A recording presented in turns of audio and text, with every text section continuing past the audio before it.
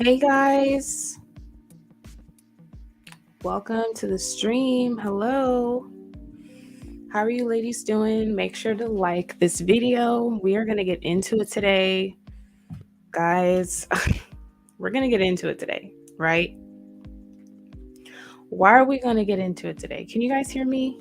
Let me know if you can hear me. I hope you ladies are having a good Saturday. I hope you ladies are having a good Saturday. So I wanted to do this live because there have been some things going on in these YouTube streets.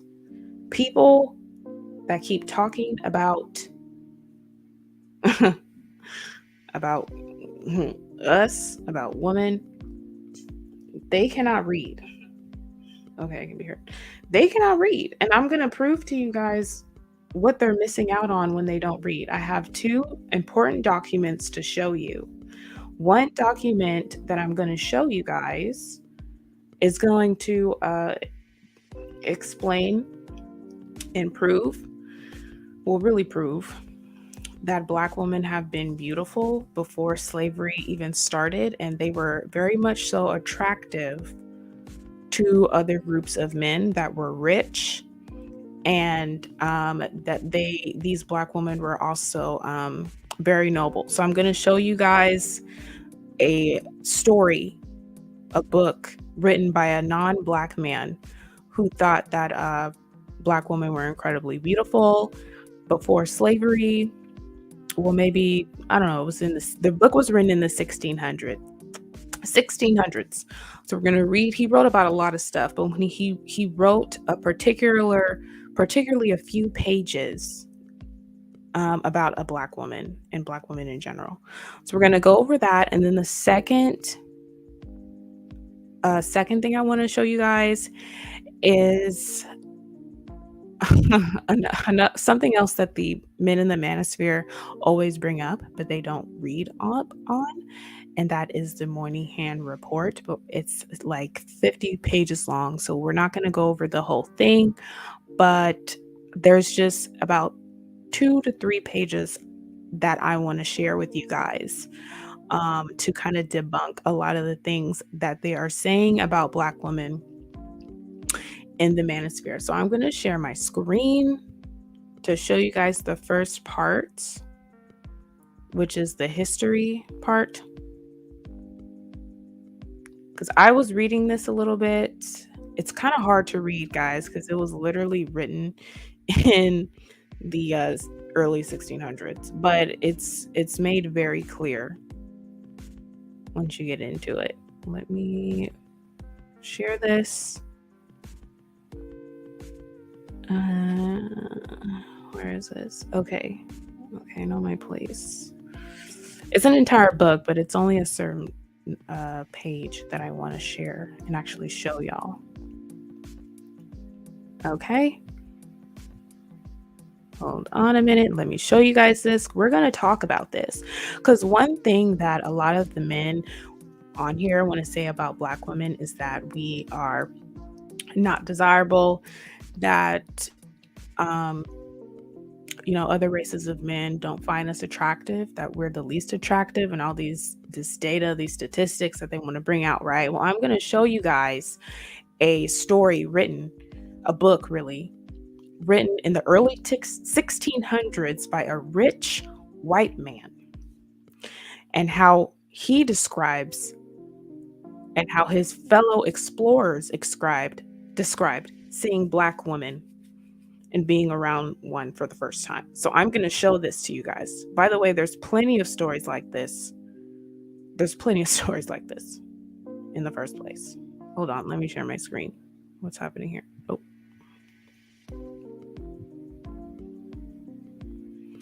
Okay.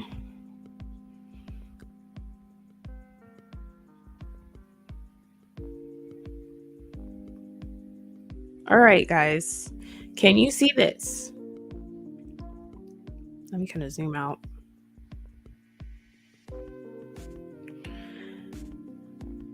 Okay. Richard Legon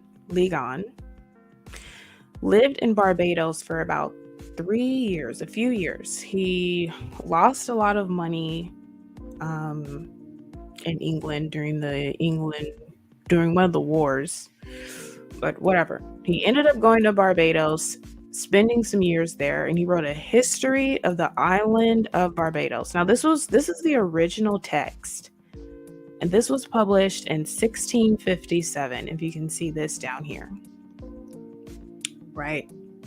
1657, this was printed, and this is the original print. And how they wrote words back then was different. So this is history of the island of Barbados, but this right here is like a weird letter, but it's supposedly an S. So you're going to see this a lot in the pages I'm going to show you, because this is like old English literature and all that. So obviously they wrote completely differently back then, right? So this was written by this guy. So let's just skip over to the section that I was telling you guys about, and I'm going to read this to you guys out loud. And I've been wanting to, just the part that's like relevant to but I've been wanting to show you guys more historical evidence that non-Black men found and seen Black women incredibly attractive and the most beautiful in the world to these men who were rich and well-traveled. So this is what I'm showing you right now. Hold on, I'm trying to see. I think it's on the next page, actually.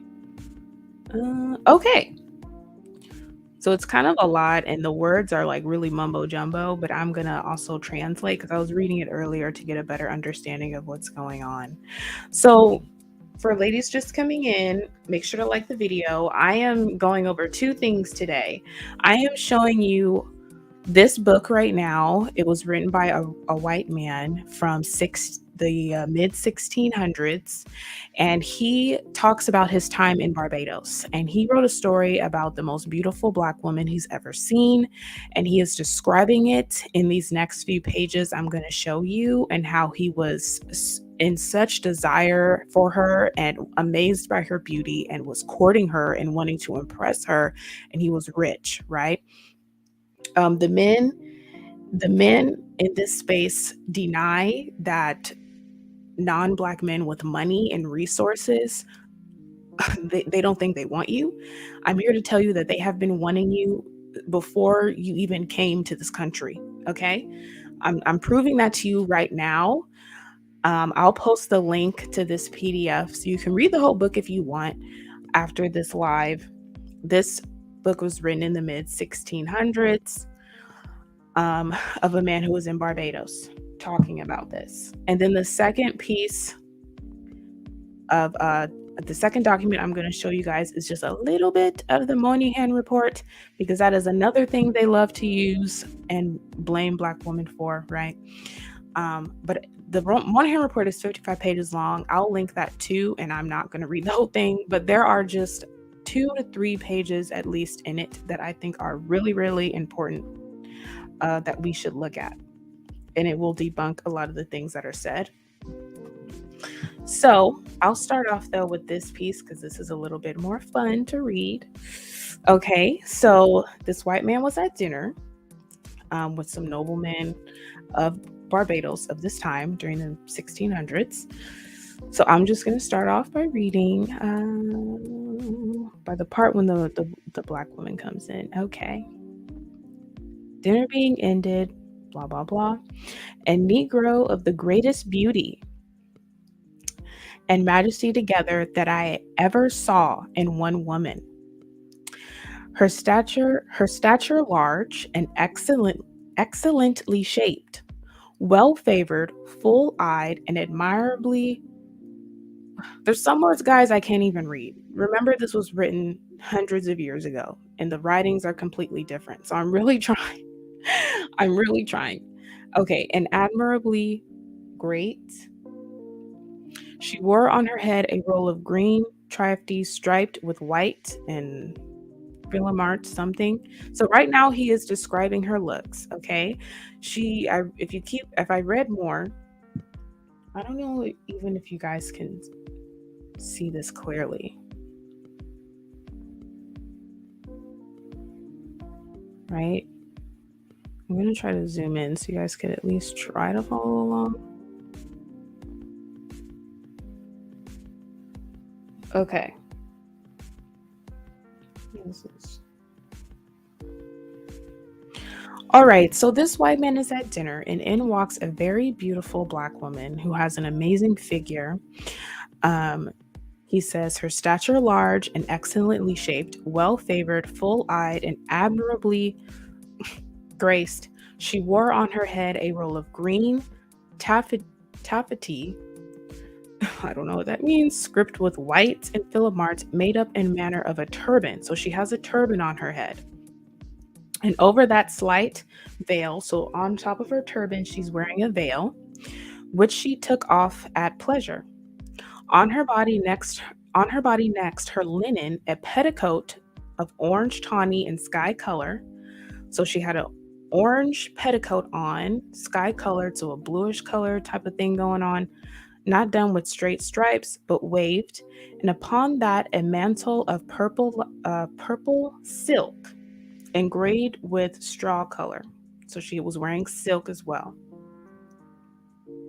So this man is describing what this beautiful black woman is wearing, saying she has an amazing figure. She has a turban on with a veil that she takes on and off of her head when she wants. On her legs, she wore buskins of ruched silk, decked with silver lace and fringe. Her shoes of white leather, laced with sky color, and pinked between those laces. In her ears, she wore large pendants, so she had jewelry on about her neck and on her arm. So she had earrings, beautiful necklace, and on her arm. So this woman was clearly a black woman who was noble. She was wearing silk. She had white leather shoes on. She had a turban on with a veil, and she had jewels, very elaborate jewels. Okay, but her eyes were richest jewels. So he's talking about her eyes, for they were the largest and most oriental that I had ever seen. So he's saying that she had the most beautiful eyes, very white, beautiful eyes. Seeing all these perfections in her onely at passage. Okay, so I think he's saying seeing all of this beauty in front of him at face value, but not yet heard her speak. I was resolved after dinner to make a something. After reading the rest of it, he was saying that after seeing her beauty just as she is, he decided that after dinner he wanted to make an effort to talk to her. What a present of rich silver, silk, and gold ribbon would do to persuade her to open her lips, partly out of curiosity, to see whether her teeth were exactly white and clean. So what this white man is saying about this black woman, he's at dinner, she sat down, she looks beautiful, she has jewels on, the most beautiful black woman he's ever seen. Really, he said the most beautiful woman he's ever seen. This is a white man living in Barbados for 3 years. He's traveled the world and he is rich, saying the most beautiful woman he's ever seen was black. Okay. And she's saying that she has beautiful, bright, big eyes. She's luxurious. Seeing all of that perfection right in front of him, he wanted to see how he can get her to open up her mouth. She hasn't even said a word to him yet. She's just sitting there minding her business. And he's trying to figure out how he can get her to speak, to see how beautiful her teeth are and see, what is her smile like, right? And so he's already thinking of ways to try to persuade her to open her mouth. If he should talk about silk, I don't know if he's meaning he wants to present her with a gift. I think this is what he is trying to say. Present of rich silver, silk, and gold ribbon would do to persuade her to open her mouth. So I don't know if he's trying to give her some silk, give her some jewels to make her happy and excited so that she can smile. But he's doing all of this stuff in his head to get her to smile because she's so beautiful. And it's like if he sees her smile, it'll be like the cherry on top, right? And he's just doing it because he's curious, partly out of curiosity, to see whether her teeth were exactly white and clean as I hoped they were.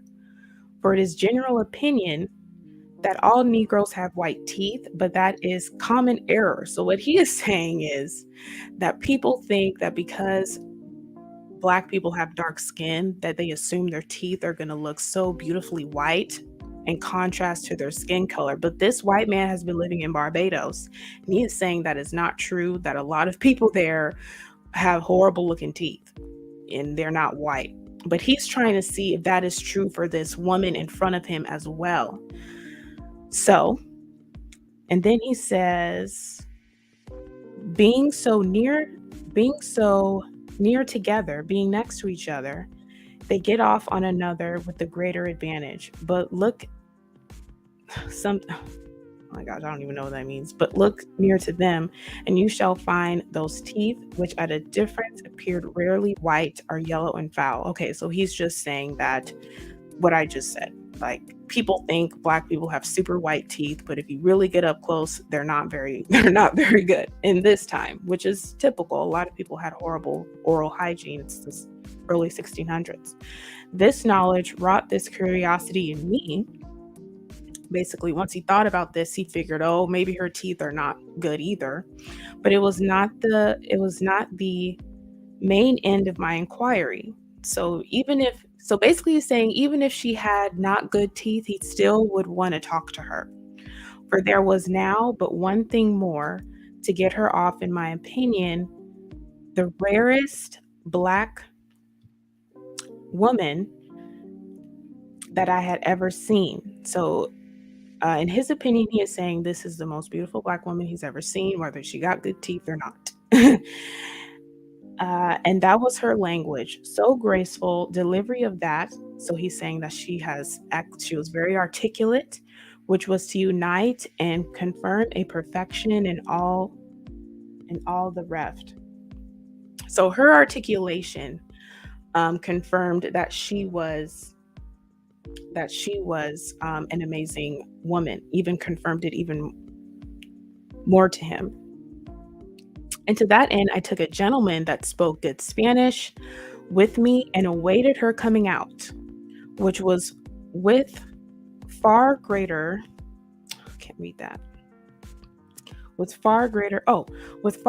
majesty and gracefulness than I have seen even of Queen Anne. So what he's saying is that when she got up, he needed an interpreter because he couldn't speak her language. So he found a man to speak the language for him so that he could talk to her. And when he saw her get up, he said that she was such a graceful Black woman. She had more grace and she was more majestic than Queen Anne of England during this time. Or just Queen Anne, whoever that is, just a queen. She was even more graceful than a queen is what he's saying. So they got up from dinner and truly had her followers and friends with other pre-acquaintances. That is what he's saying. She got up and people were following her and she had acquaintances, waited on her. I made a stop and gone no further. So he waited for her to come out once he saw her coming. But finding her but slightly attended and considering she was but the daughter's. Okay, so he is thinking that she is the mistress. She's the mistress of a powerful man in the restaurant. And therefore more accessible, I made my adorations to her by my interpreter and told her I had some trifles like chocolates, made by the people of England, which for their value were not worthy her acceptance, yet for their novelty they might be of some esteem, such having been worn by the great Queen of Europe, and entreated her to vouch. So he is saying that he thinks that she is a mistress of some kind to another man, or she is in relation to another man.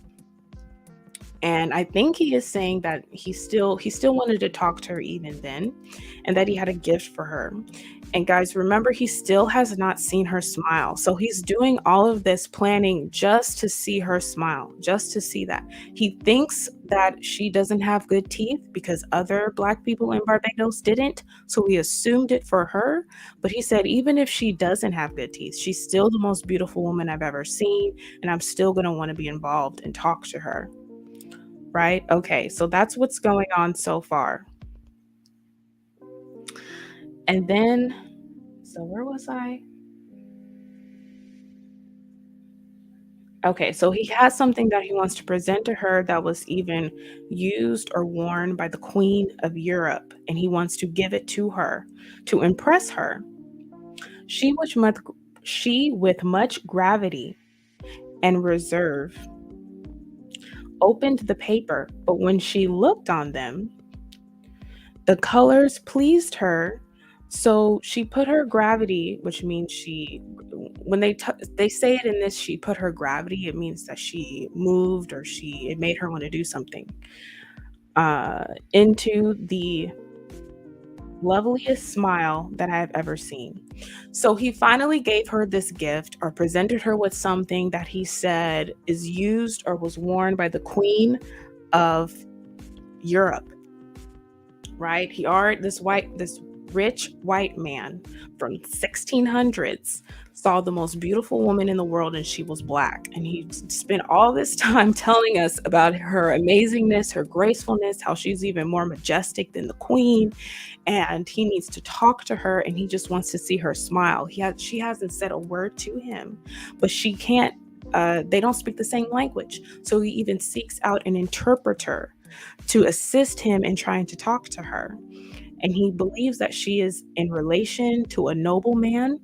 And so he finally gets to approach her and talk to her, and he hands her this gift that he says was worn and or used by the Queen of Europe.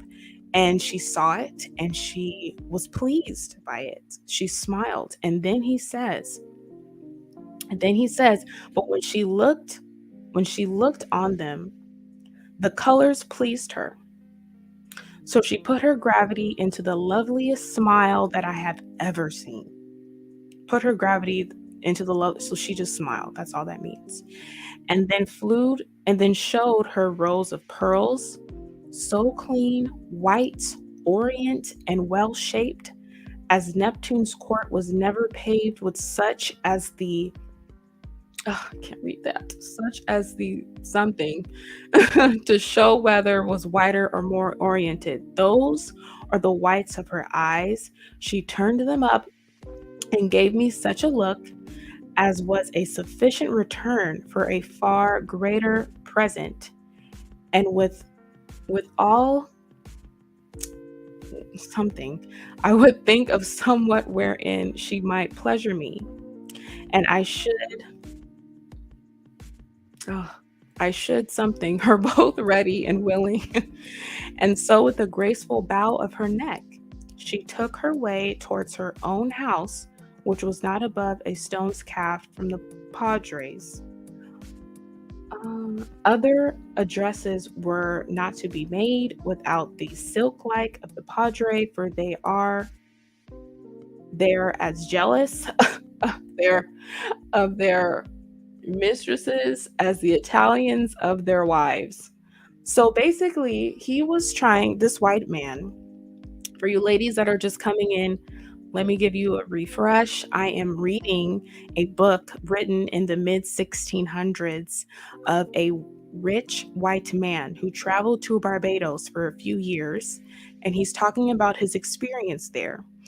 And in this particular, I read about 2 pages, he describes the most beautiful woman he's ever seen, who is a Black woman, who was wearing silk, white leather shoes. She had a turban on. She had beautiful eyes, he said. She was so graceful and as majestic as the queen. And he is sitting there looking at her at dinner, figuring out ways how he can talk to her, how he can make her smile. She hasn't said a word to him yet, right? She's minding her business, and this white man is sitting there in amazement looking at her.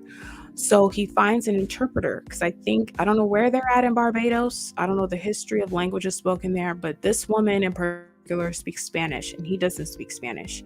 So he finds an interpreter man to assist him. And she's just in this silk and she just looks so luxurious that he is assuming that she is a mistress of an important man.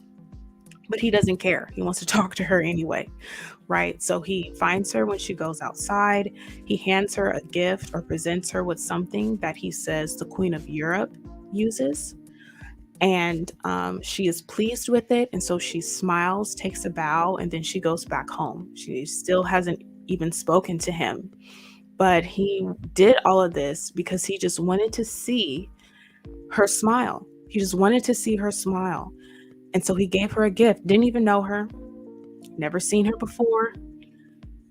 But he was so just amazed by her beauty that he wanted to make her smile. And so he presented her with a gift the Queen of Europe used. And so he gave it to her. She smiled and bowed, and then she had to go back home. And he couldn't go after her. This last part I just read, he basically is saying that since it belongs to another man, the men there are very jealous if you talk to their women, is what he is saying. And then he compares them to the Italians, I guess. I guess Italians back then were very jealous. And then that was it. And then in the afternoon, and then the next paragraph, he's talking about his other experiences. Right. So I wanted to read that to you guys because there are so many stories like that of rich white male or just non-black male explorers from probably all over the world that came to the African countries, the islands, on their voyages, and coming across beautiful black women and were completely astonished and taken aback by how beautiful they were. So that's why I wanted to title this stream, They Love to Hate on Us and Talk About Us, but They Can't Read. They can't read. I was barely able to push through this. These words are like, this is the original text of the book printed in 1600. So it's really hard to read, but once you read more of it, you catch on to what he's trying to say. And here you have a rich, cultured, non-black man chasing down this black woman in what we would consider today a restaurant. Not even to talk to her, not even to do anything with her, but tracking her down just to make her smile. Just to make her smile. Right? And he knows that she belongs to another man, and so he's not going to advance her further, but he was happy to give her a gift and make her smile and bask in her luxury and her amazingness. Right?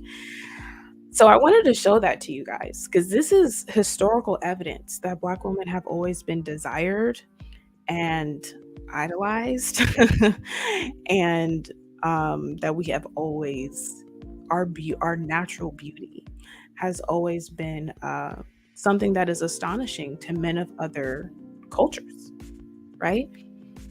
And I don't know, this black woman he's talking about, obviously she wasn't a slave. She was like of a noble black woman, right?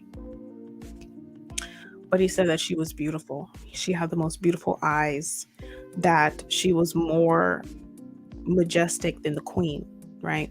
So this is something that a lot of men in our culture would never believe, not because it's not true, but because they just don't read. Okay, they don't read.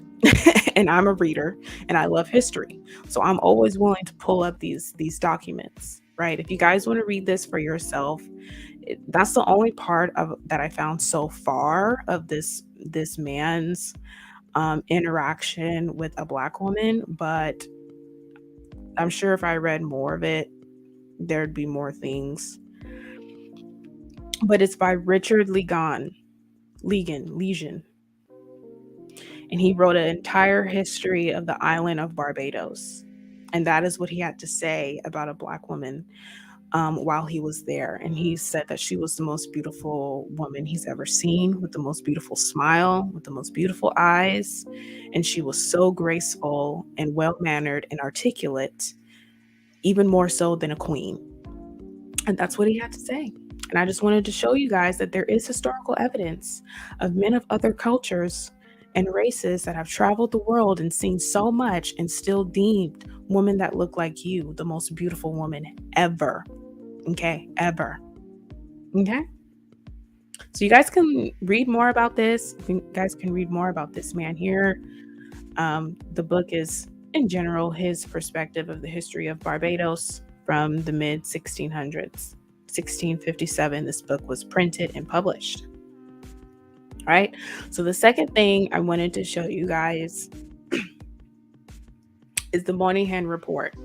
This is the second part of this live. I wanted to tell you guys about how the men in this space aren't reading. I've seen a few videos from other BWE content creators as of recently addressing the things that were in this report. The total report is, let me go to the beginning. The total report is about 50 something pages long. This PDF is free. You can read this online. I'm reading it from Stanford's online, whatever, library or something. It's free. You can download it as well and read it on the go. Okay. This is the Moynihan report, or Moynihan's The Case for the National Action, the Negro Family. The Negro Family, The Case for the National Action. So we're not going to read like the whole thing because, like I said, it's 50 something pages long. But as I was reading through it, here's a page that I want to share with you guys in particular, that a lot of the men in this space, you know, they use this report and say that it's the Black woman who took them out the home, got on welfare, blah, blah, blah. And that is a lie, guys. That's a lie. I don't know why they keep using this report to back up their claims. I'll probably come out with an official video going over it more. But the entire report actually makes Black men look very weak. It confirms that they have been conquered and dominated, which is the real reason why they are behind, and it has nothing to do with Black women whatsoever. The Moynihan report actually said verbatim that Black women are not a threat to society.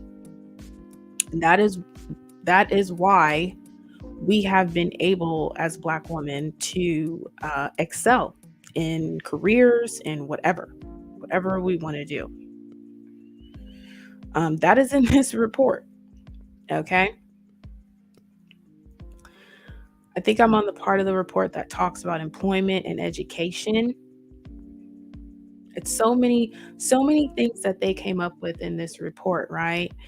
And majority of everything they had to say about why the Black family just went downhill is literally because Black men were not active fathers, and that caused degeneracy amongst the kids and juvenile delinquency.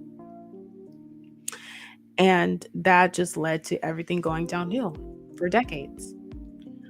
It also talks about how Black women were more employed and were considered, even during this time, guys, back in the 1960s, 40s, 50s, 60s, and beyond, that Black women were seen as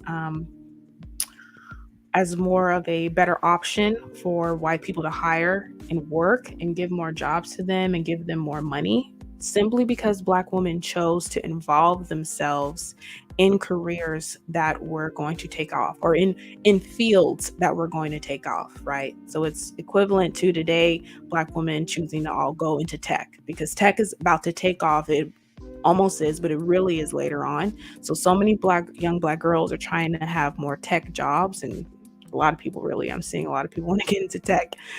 But it's trends like that. It's the reason why they're saying Black women have always been able to keep up with society compared to Black men who have not done that. Okay, so this is a graph, Department of Labor employment as of December 31st, 1964. Negro, white, more women had more jobs, but it does show here that the men who did have jobs, the Black men who were working, were making more money. But you see that it's such a big difference, though. More Black women were working versus in the white community, more white men were working and making almost double as white women, versus the Black community, more Black women were working and Black men were not working as much and were barely making as much. A little over, what is that, $1,000, a little over $1,300 compared to Black women. So this is the Moynihan report, guys. For those of you that are just now coming in, I've titled this live, They Want to Talk Stuff, but they can't read. They have so much to say, but they can't read. Please like the video if you haven't already. I'd really appreciate it. Okay, so I've been reading through this report. I'm not going to go over the whole thing, but I've been reading through it, and it actually makes Black men look really, really bad. It actually makes Black men look really, really bad. It does acknowledge that Black people in general have been disadvantaged since the ending of slavery. However, it also notices that Black women were able to excel at higher rates than Black men. And the reasons for that was because they were saying Black men committed more crimes. A lot more of them were on drugs. And this is all before the war on drugs era, guys. Black men were still doing drugs. They were still leaving the home. They were still committing crimes, right? Like, none of that war on drugs didn't really even have to happen like that. Black men were still committing crimes and on drugs. It didn't matter. I had a specific page. Where is it? Okay. 34. Okay. So this is a chart, fall enrollment. Oh my God, guys. I wasn't even sharing my screen this whole time. I am so sorry. Of the report. I am so sorry, guys. Why didn't y'all tell me? But it's okay. I don't blame you guys. Okay. So here's the report. I'm like talking about graphs and y'all can't even see. Okay. So here we go. Fall enrollment of civilian non-institutional population in college by color and sex. Okay. So as we can see, non-whites, color and sex, population age for ages 14 to 34. This was in 1963. Women overwhelmingly more enrolled. Oh, here, sorry, population. Oh, sorry. Okay, so we have that. And the men heavily outnumbered, right?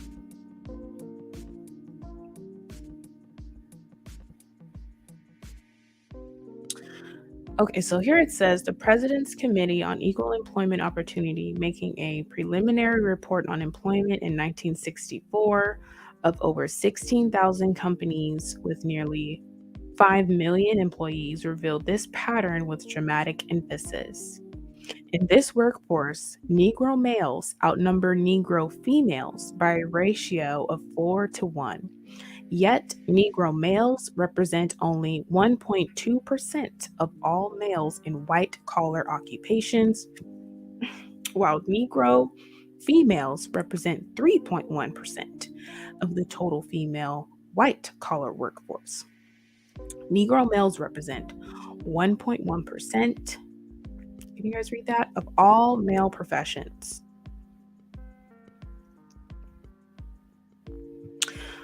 Whereas Negro females represent roughly 6% of all female professionals. Again, in technician occupations, Negro males represent 2.1% of all male technicians, while Negro females represent roughly 10% of all female technicians. It would appear, therefore, that there are proportionally 4 times as many Negro females in significant white-collar jobs than Negro males. Guys, what is this saying? This is saying that there was a time in the 60s, because today us as Black women outnumber our men, but in the 60s, in the workforce, Black women outnumbered men. Black women outnumbered men that worked overwhelmingly. Overwhelmingly, guys, right?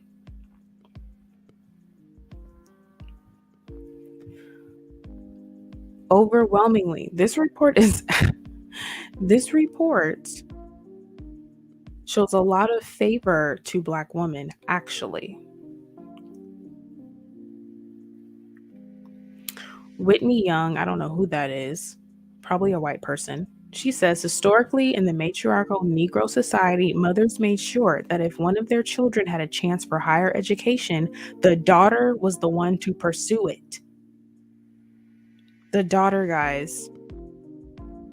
Even back then, daughters were seen as the ones who were more than likely going to be the successful ones of the family.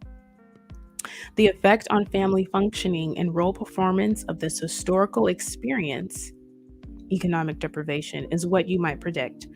Both as a husband and as a father, the Negro male is made to feel inadequate, not because he is unlovable or unaffectionate, lacks intelligence, or even a gray flannel suit. But in a society that measures a man by the size of his paycheck, he doesn't stand very tall in a comparison with his white counterpart. To this situation, he may react with withdrawal, bitterness towards society, aggression, both within the family and racial group, self-hatred, or crime. Or he may escape through a number of avenues that help him to lose himself in fantasy or to compensate for his low status through a variety of exploits. Y'all, what did this whole paragraph just say about Black men dating back to the 60s? This report just told you that because Black men don't make as much money, they're not as successful in their communities compared to white men, they end up committing more crime, being bitter, hating themselves, or escape through a fantasy type of avenue to compensate for his low status. Tell me this isn't reflected in a lot of men we see in the manosphere.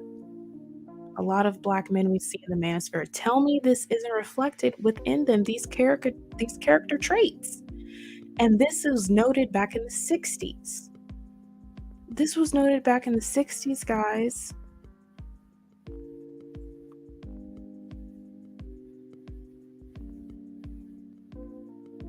Wow. Thomas Pettigrew, I'm guessing another white person maybe, said the Negro wife in this situation can easily become disgusted with her financially dependent husband, and her rejection of him further alienates the male from family life. Embittered by their experiences with men, many Negro mothers often act to perpetuate the mother-centered pattern by taking a greater interest in their daughters than their sons. So what is this paragraph telling you? This paragraph is telling you that Black women are fed up with how Black men are. They're not seeing their value, right? And because of that, the men are alienated from the family, and that the women are taking charge, and they're placing greater interest into their daughters because they see other Black men acting up. So they don't have faith that the sons are going to be better either. Right? They don't have faith. I mean, what's happening in a lot of BWE spaces, though? We see this today. We see this today, guys. Deaton Brooks said, in a matriarchal structure, the women are transmitting the culture. Dorothy Height, if the Negro woman has a major underlying concern, it is the status of the Negro man and his position in the community and his need for feeling himself an important person, free and able to make his contribution in the whole society in order that he may strengthen his home. So this woman is saying that Black women are concerned that about a Black man's status and his position in the community and his need to feel important and useful. Guys, this report literally shows, from what I'm reading as far as like economically, it's not showing as Black women as the problem. And this is why I don't understand why these men are bringing up this report. It does not make them look good at all. At all. This page I'm on is about absentee fathers from the home. This says further, they found that children from homes where fathers are present have significantly higher scores than children in homes without fathers. The influence of the father's presence was then tested within the social classes and school grades for Negroes alone. They found that a consistent trend within both grades at the lower social class level appears, and in no case is there a reversal of this trend. For males, females, and the combined group, the IQs of children with fathers in the home are always higher than those who have no father in the home. So this report is saying that because fathers were absent, children were more delinquent. And when Black fathers stayed in their households with their kids, the children were smarter. Black children were smarter when they had fathers in their houses. When the boys from broken homes are in school, they do not do as well as the boys from whole families. Wow, this is a lot. Grade retardation is higher when only one parent is present and highest when neither parent is present. The loneliness of the Negro youth in making fundamental decisions about education is shown in the 1959 study of Negro and white dropouts in Connecticut high schools.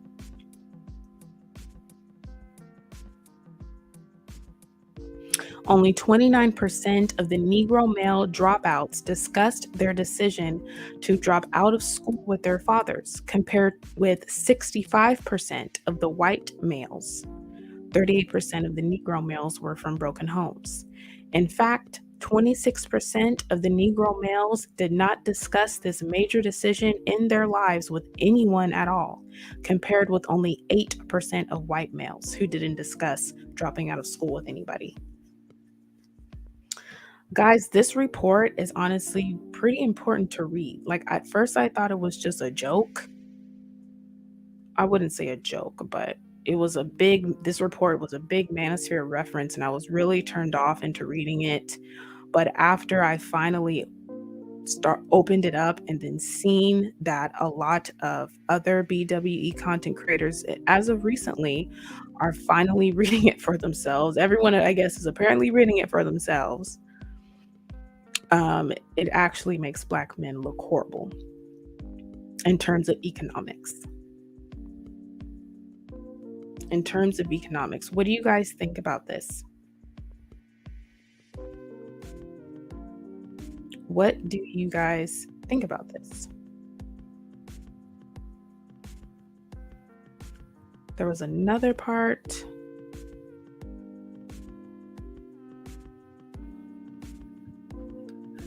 And this Moynihan report, it touches on every single thing that a lot of Black people talk about today.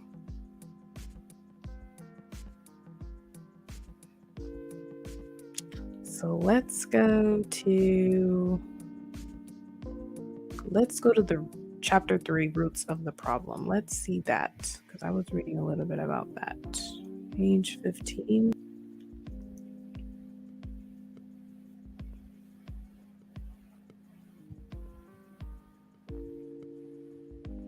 Okay.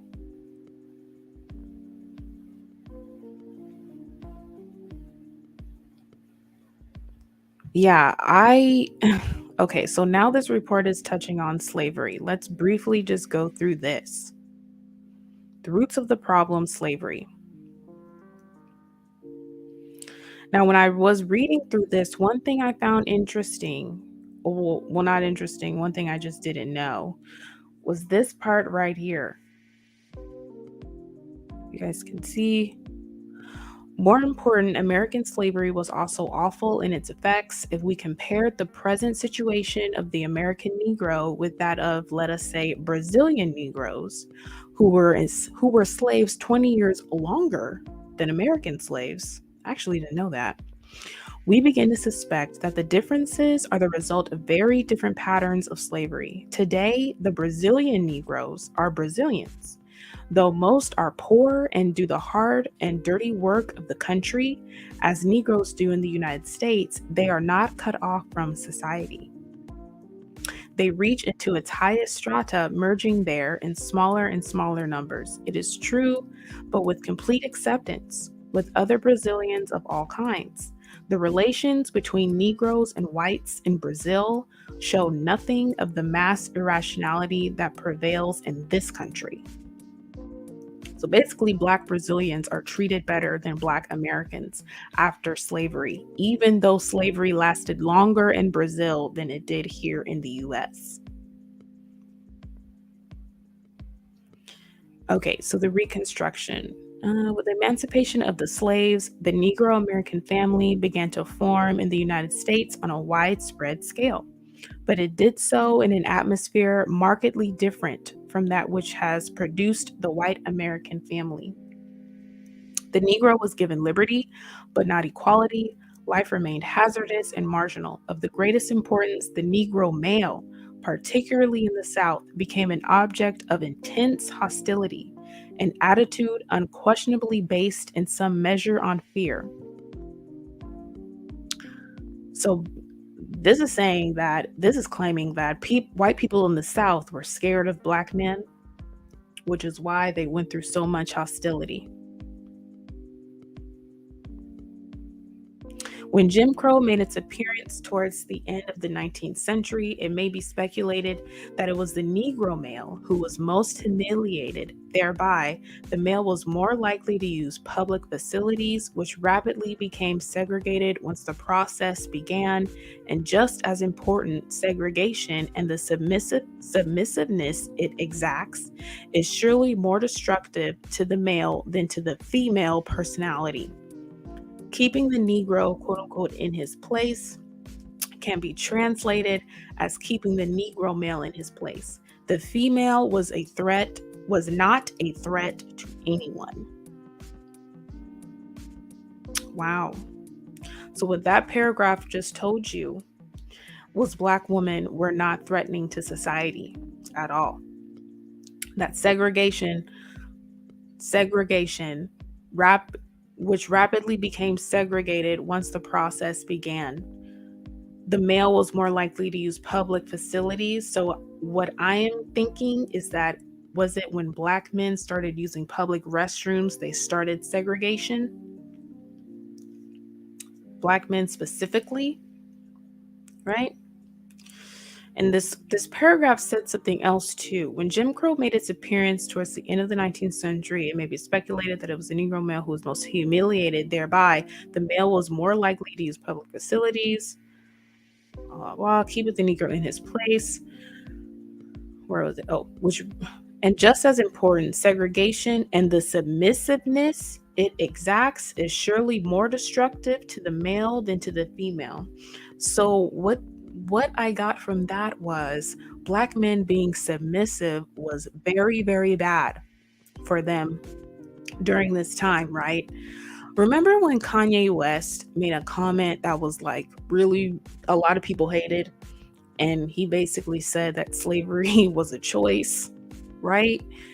I heard on another live that kind of confirming that other groups of people, when they were captured and tried to be enslaved or invaded, they would fight back, right? But this report is saying that Black men were actually submissive. Black men didn't want to fight. What are we seeing right now with Ukraine and Russia? Right? We're seeing that Russia wants to invade Ukraine, and Ukrainian men are staying in their country to fight, whether they were in the military or not, and sending off their women and children to other countries to flee. And the men are staying to fight. They're not even, whether they all have to die, they're not going out without a fight. This report is saying that Black men are not like that Black men were submissive, and that is what ruined their manhood.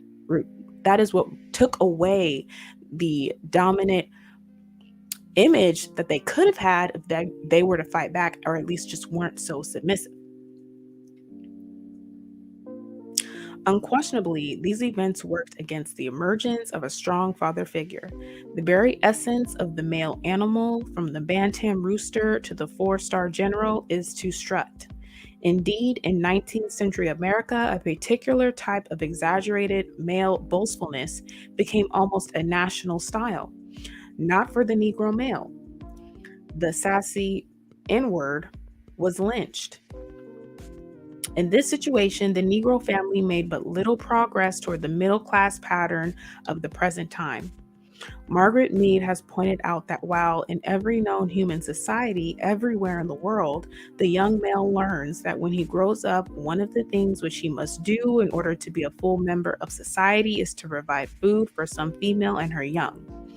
This pattern is not immutable, however. It can be broken, even though it has always eventually reasserted itself. So what they just said is that men everywhere know that they have to protect and provide. But this report is saying that Black men from that time was not doing that.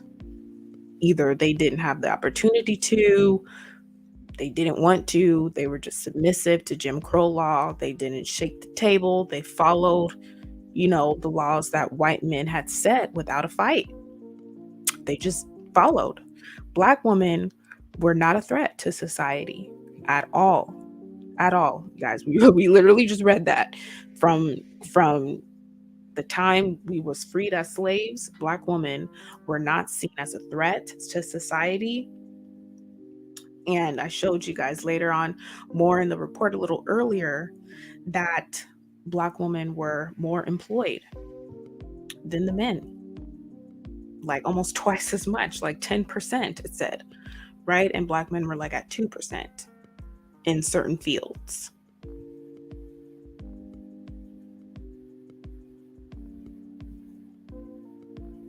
This report,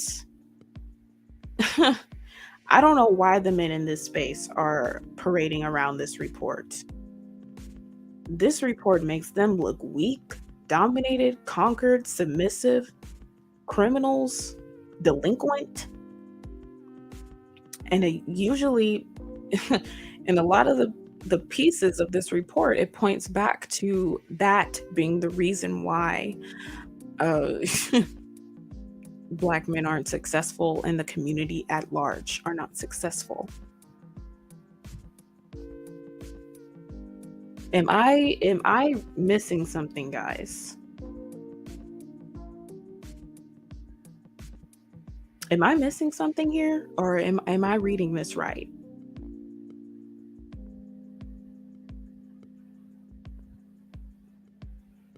Like,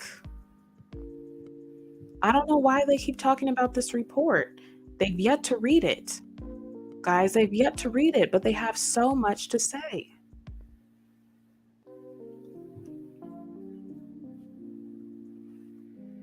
I am reading the Moynihan report right now. This is the report, y'all. It's 50 pages in a print, but if you're looking at it at PDF, it turns out to be like 76.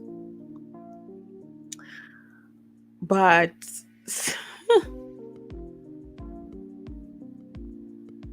let's see, years.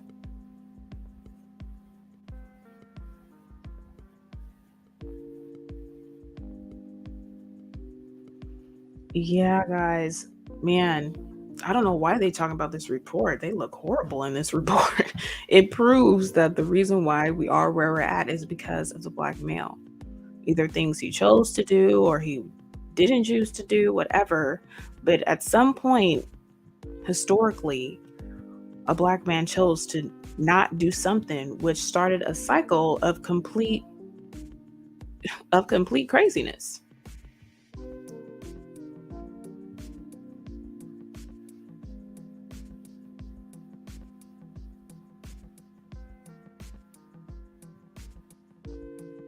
In essence, the Negro community has been forced into a matriarchal structure, which, because it is so out of line with the rest of the American society, seriously retards the progress of the group as a whole and imposes a crushing burden on the Negro male and, in consequence, on a great many Negro women as well.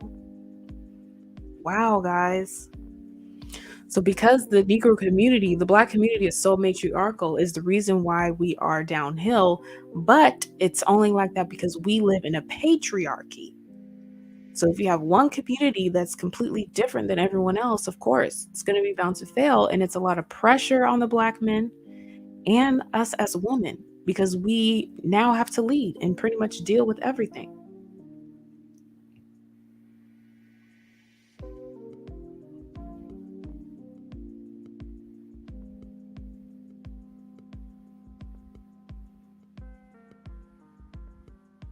There is presumably no special reason why a society in which males are dominant in family relationships is to be preferred to a matriarchal arrangement. However, it is clearly a disadvantage for a minority group to be operating on one principle while the great majority of the population and the one with the most advantages to begin with is operating on another. This is the present situation of the Negro. Ours is a society which presumes male leadership in private and public affairs. The arrangements of society facilitate such leadership and reward it. A subculture, such as that of the Negro American, in which this is not the pattern, is placed at a distinct disadvantage.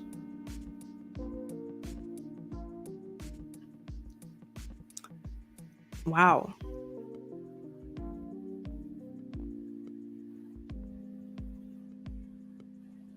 It might be estimated that as much as half of the Negro community falls into the middle class. However, the remaining half is in desperate and deteriorating circumstances. Moreover, because of housing segregation, it is immensely difficult for the stable half to escape from the cultural influences of the unstable one.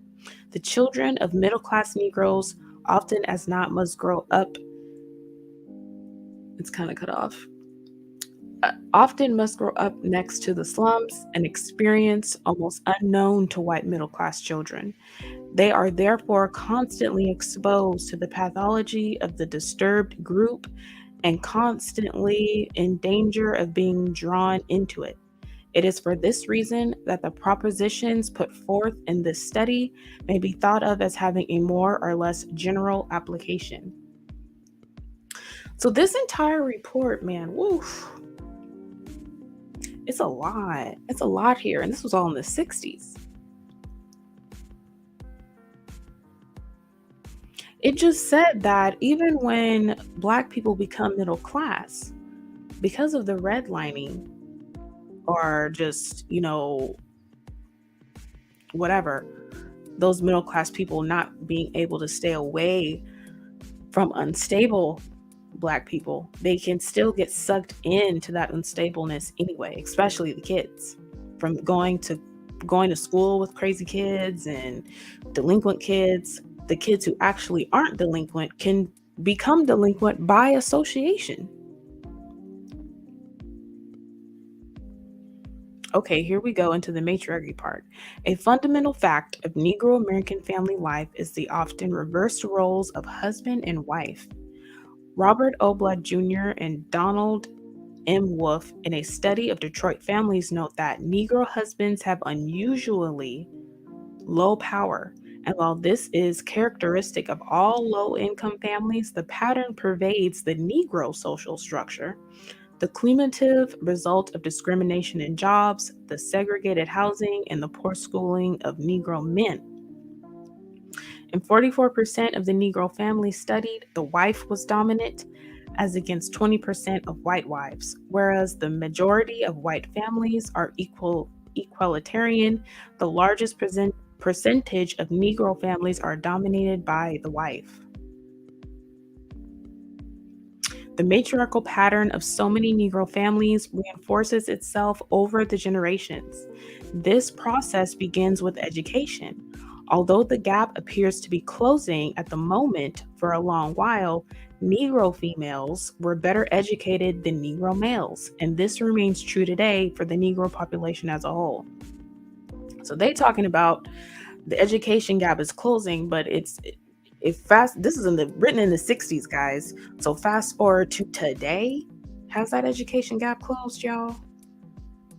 Or has it actually gotten a little bigger? Black women are still more educated than our men in 2022. Educational attainment of the civilian non-institutional population 18 years of age and over. So for white people, they're about the same. Non-whites, males, 9.2. Females is 10.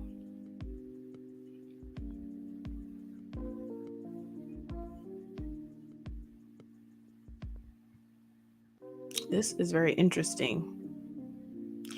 It's interesting because everybody in this report they talking about is black, but yet the black women are more educated, going to the same schools in the same neighborhoods as the black boys, but the black women are coming out on top. Well, remember we read earlier that the women are putting more effort into their daughters being successful than the boys. And they're doing that because they don't see the black men actually being better. From what I got from that, they give up on the men, right? And this is where the black men start to blame black women for this. But what they don't understand is there is a reason as to why black women are giving up on black men. And that reason strictly has to do with what black men choose to do. What they choose to do. And this report is saying that more of them are not in jobs. More of them are actually involved in crime and drugs and things like that. Imagine being a woman who has to deal with a black man like that. Any woman of any race would give up on a man like that. Any woman of any race would not have hope that he's going to do better because he's not doing better. And if she had to choose between the two to put the most effort into, her son or her daughter, she is going to put more effort into her daughter because herself and her daughter are not showing those qualities. The son is already not knowing his father, and if he does, he's seeing the bad behavior and he's going to mimic it anyway. So the little boys are probably also in some kind of rebellious stage, right? And it will touch on that in this report of how little black boys even do in school compared to little black girls, particularly the ones that don't have fathers.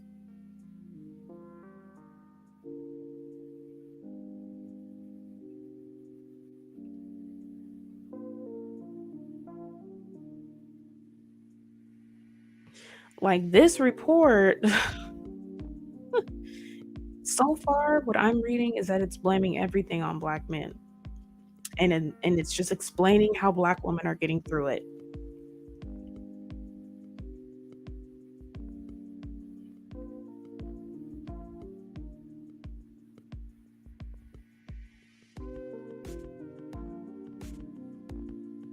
Dr. Thompson reports that 70% of all applications for the National Achievement Scholarship Program, financed by the Ford Foundation for Outstanding Negro High School graduates, are girls, despite special efforts by high school principals to submit the names of boys. So, what this little paragraph is telling you that girls were the ones getting these scholarships or applying for them the most on their own, right? They even were trying to get the boys to do it. The principal was putting in extra effort to get the boys to apply and sit into this scholarship, and they couldn't do it. The boys were just not trying to do it. The finalists for this new program for outstanding Negro students were recently announced.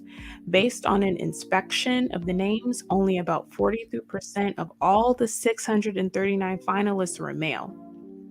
However, in the regular National Merit Scholarship programs, males received 67% of the 1964 scholarship awards. Inevitably, these disparities have carried over to the area of employment and income. In 1 out of 4 Negro families where the husband is present, is an earner, and someone else in the family works, the husband is not the principal earner. The comparable figure for whites is 18%. And listen to this, guys. More important, it is clear that Negro females have established a strong position for themselves in white-collar and professional employment, precisely the areas of the economy which are growing most rapidly and to which the highest prestige is accorded. What did that little part just tell you? It just told you what I told y'all earlier about how Black girl in tech is a trending thing. Black women purposely, intentionally put in effort to make sure they establish themselves in strong positions in growing fields of work on their own. On their own. This was in the 60s. We still see this today of Black women and Black girls. Of Black women being the only ones in our community ready to do the work and be the first ones to do the work compared to our men. Right? And this report is really trying to explain to you guys the cycle of how we got here. They just said in the other paragraph before that the principals were trying, everything starts with education, and the principals put in special efforts to get the boys to apply for scholarships, free money, and they still really couldn't do it. As far as applications go, then it says in the next paragraph that majority of the awards ended up going to the men. It didn't specify Black. It just said overall. But, you know, this is how it is. This is the cycle. This is the cycle, guys. What do you guys think? What are you guys saying in the chat?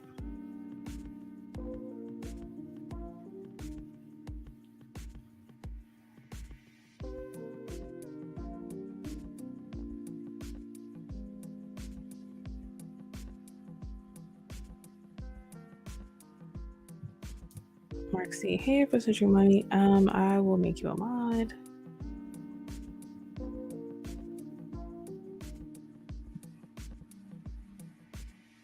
I don't see any. Okay, I just added Afro-Centric Mommy as a mod. For you guys just coming in, make sure to like the video.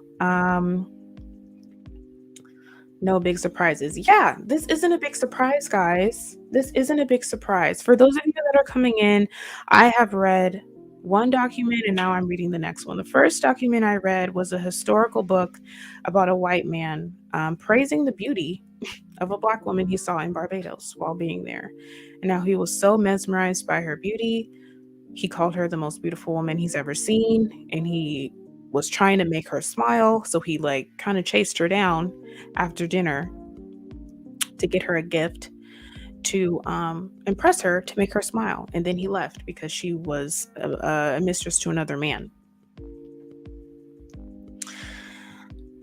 So I wanted to show you guys that because that is historical literature and evidence of non-Black men seeing you as desirable. A lot of Black men in this space love to say that we are not desirable, and that couldn't be further from the truth. We have been desired since probably before the 1600s, but that was what I found as of recently of a published literary work of a non-Black man writing about 2 pages on the most beautiful Black woman he's ever seen, which was a Black woman in Barbados. So I wanted to show you guys that. I'll put the link later on in the description box if you want to read the whole thing. He talks about everything he saw in a history of Barbados. Now, this document I have in front of you is the Moynihan report. It's about the case of the Negro family. I was reading through it. It's about 50 pages, hard copy, 70 something in PDF. And if you guys have been here for a while, I have been reading it verbatim on what it is about. The men in this space love to bring up this report. They love to bring it up, right? But they have yet to read it. And they have so much to say about Black women in general, but have yet to even read the research that has been published about them. Excuse me. Right? They have yet to read. That's why I titled this live. They have so much to say, but can't read because they cannot. They just can't read. Because if they did, there's no way that they will be in agreement with what's said in this report. So let's review what we have read so far in the Moynihan report. The Moynihan report has said that Black men have been feared by society. We read that, right? That's how Jim Crow laws got put in. Right. That's how Jim Crow laws got put. It's from what I was reading. I don't know if you guys can agree with this, but it said that once Negro men, Black men started using public restrooms, they started implementing segregation. Once they did, and the report also confirmed that Black women have never been a threat to society. We have also went over the fact that Black women have decided to establish themselves in white society as far as working and making a name for themselves and a reputation of being hard workers. Right? We see that right there. Right? And then we also went over the fact that the reason why the Black men, this report said, the reason why the Black men are just so behind economically is because of education. I literally just read to you guys that when they would give scholarship programs, the Black girls were the main ones who applied. 70% of the girls were the ones applying for these scholarships. And they were really pushing for more of the young Black boys to apply to get free money for school. And they just was not doing it. The Black boys, they was not applying at the rate the Black girls were. Right? Even though the principal put in special efforts to get these boys to pursue education, they were not doing it. The boys, they just didn't choose to do it compared to the girls. So this report is explaining the cycle of how we got here. And it is saying that during this time period in the 60s, it was a heavy matriarchal society.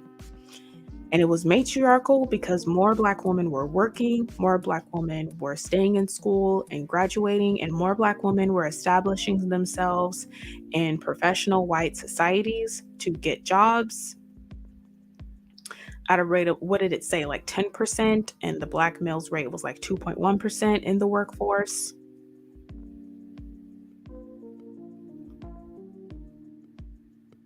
And I didn't want to read the whole thing, guys, but I feel like there's just so much that this report says.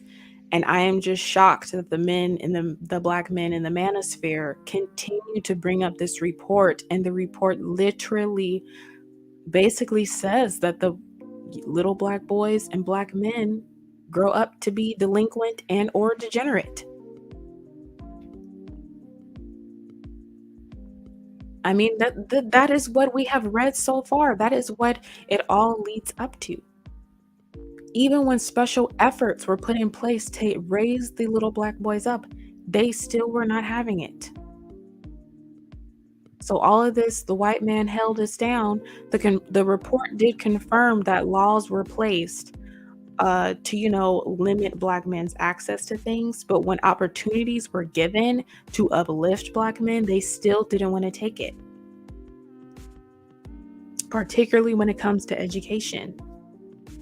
And then this report also says that when black men did stay in the home, the children were actually better. They still weren't that good back in this time, but they were much better. They were less delinquent compared to little black boys who had no father. And since we live in an overall patriarchy, this report stated that when a small community has a matriarchy, you are destined to fail because you're not falling in line with the roles of everybody else. You're doing something completely different and you're not going to get the same results. But this report is saying that black women were the dominant ones, right? With all of our jobs and our education, but yet black men were not, solely because of their lack of education. Even when we just read special efforts were given to them to pursue education, they weren't taking it. More of them were doing crime, committing crime, and doing drugs and not staying in their homes.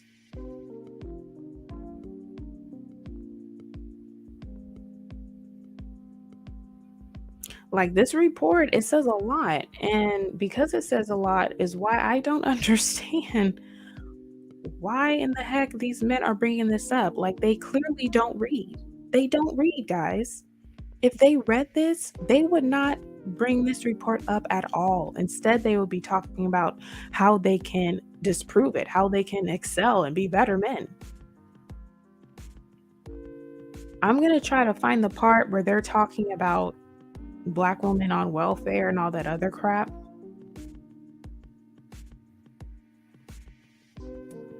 Narcotic addiction is a characteristic form of withdrawal. In 1963, Negroes made up 54% of the addict population of the US, although the Federal Bureau of Narcotics reports a decline in the Negro proportion of new addicts. HARU reports the addiction rate in Central Harlem rose from 22.1 per 10,000 in 1955 to 40.4 in 1961.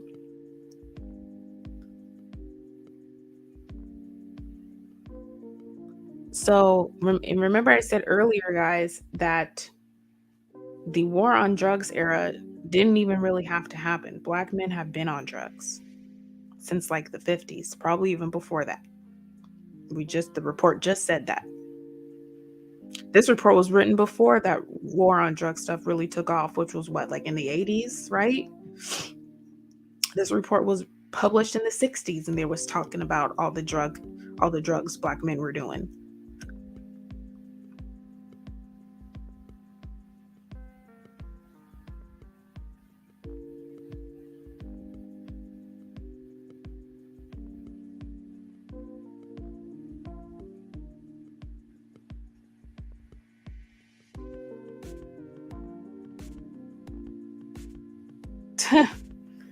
Like,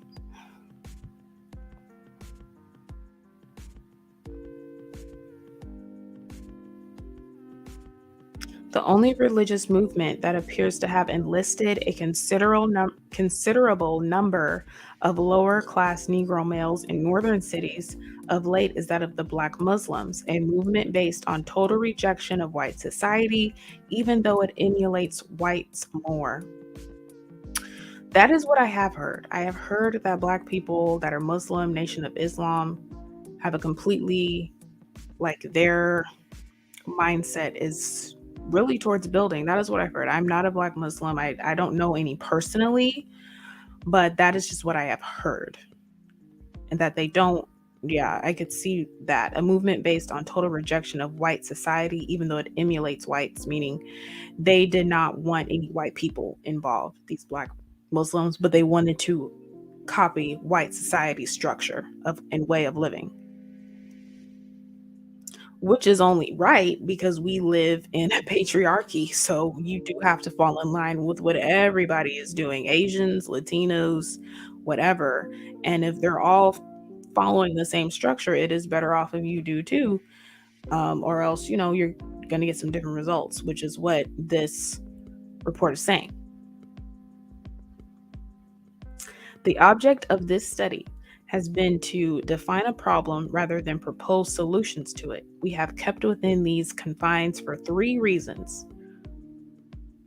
First, there are many persons within and without the government who do not feel the problem exists, at least in any serious degree. These persons feel that, with the legal obstacles to assimilation out of the way, matters will take care of themselves in the normal course of events. This is a fundamental issue and requires a decision within the government. Second, it is our view that the problem is so interrelated, one thing with another, that any list of program proposals would necessarily be incomplete and would distract attention from the main point of interrelatedness. We have shown a clear relation between male employment, for example, and the number of welfare-dependent children. Employment, in turn, reflects educational achievement, which depends in large part on family stability, which reflects employment. Where we should break into this cycle and how are the most difficult domestic questions facing the United States. We must first reach agreement on what the problem is.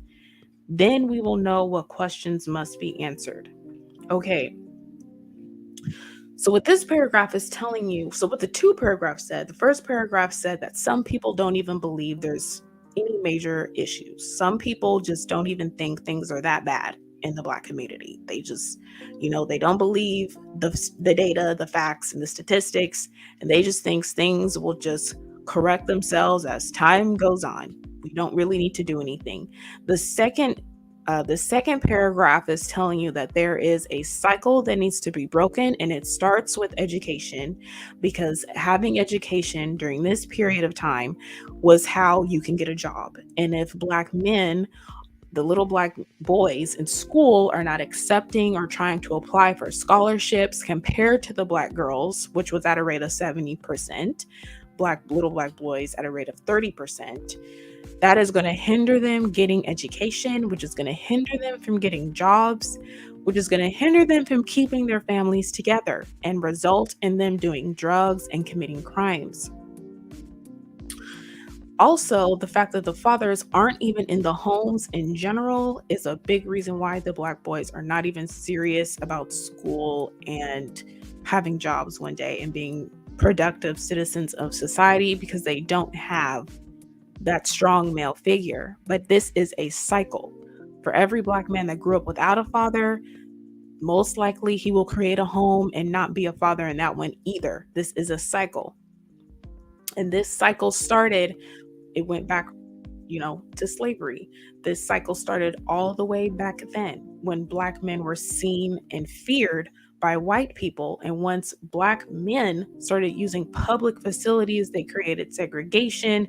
They created laws to keep Black people as a whole from a lot of opportunities. However, this study and report breaks down how it's interesting that even though us as Black people have received the same restrictions, yet Black women are more employed and more educated even from before the 60s. And Black women were still able to establish themselves in the workplace, as reliable workers, and were able to network and connect and be in fields that were going to grow, right? So that's what's interesting in this study.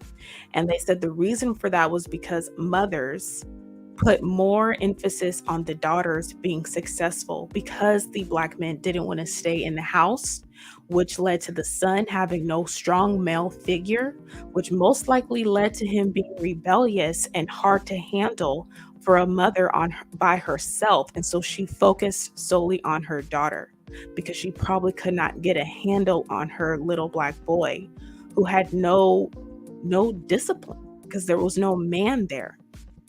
Right? So they love to say who raised these men, and it ain't about who raised them. It's about who didn't raise them.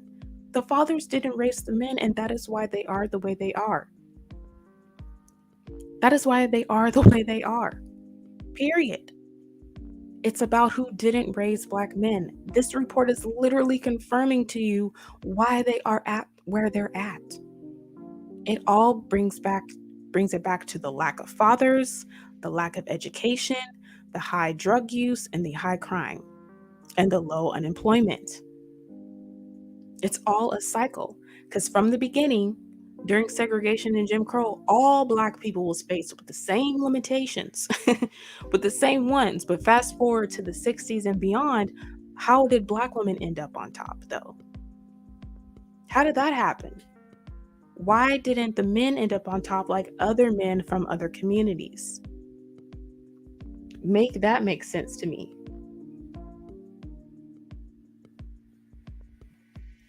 Make that make sense to me, guys.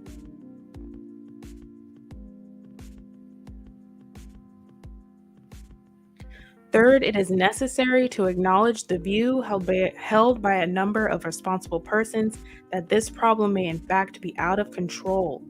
This is a view with which we empathetically and totally disagree, but the view must be acknowledged. The persistent rise in Negro educational achievement is probably the main trend that belies this thesis.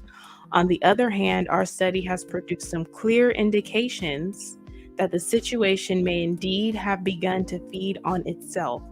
It may be noted, for example, that for most of the post-war period, male Negro unemployment and the number of new AFDC cases rose and fell together as if connected by a chain from 1948 to 1962. The correlation between the two series of data was an astonishing 0.91. This would mean that 83% of the rise and fall in AFDC cases can be statistically ascribed to the rise and fall in the unemployment rate. In 1960, however, for the first time, unemployment declined, but the number of new AFDC cases rose. In 1963, this happened a second time. In 1964, a third. The possible implications of these and other data are serious enough that they too should be understood before program proposals are made. Does anyone know what AFDC is? I actually do not. I'm thinking it's some kind of government assistance. Okay, it's aid. It's government aid. AFDC is Aid to Families with Dependent Children. So it's government aid. So this is probably what they're talking about, the men in this space, Black women on welfare and stuff like that. But actually, that paragraph is talking about male Negroes asking for aid to the government. And that cases rose for them.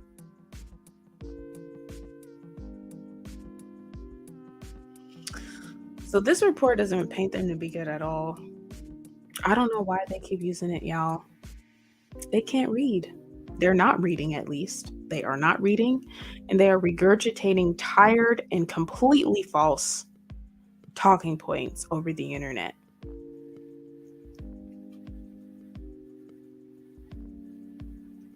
What then is that problem? We feel the answer is clear enough. 3 centuries of injustice have brought about deep-seated structural distortions in the life of the Negro American. At this point, the present tangle of pathology is capable of perpetuating itself without assistance from the white world. The cycle can be broken only if these distortions are set right. So this paragraph is saying that at first, white people had some involvement on why Black people couldn't really succeed right after slavery with Jim Crow and segregation. But now white people are no longer involved, and the problem is still persisting within itself, meaning white people aren't setting laws against you anymore. You can actually choose to be better. But now that's not happening in the Black community, right? And the cycles can only be broken if these distortions are set right. If more Black people choose to be better.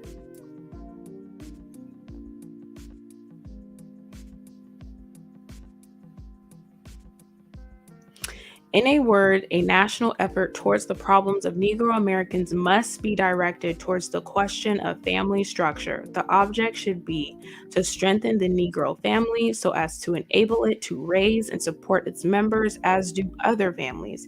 After that, how this group of Americans chooses to run its affairs, take advantage of its opportunities, or fail to do so is none of the nation's business.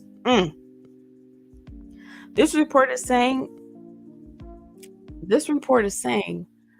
Black men stay in the home. That's the only way you're going to get it together.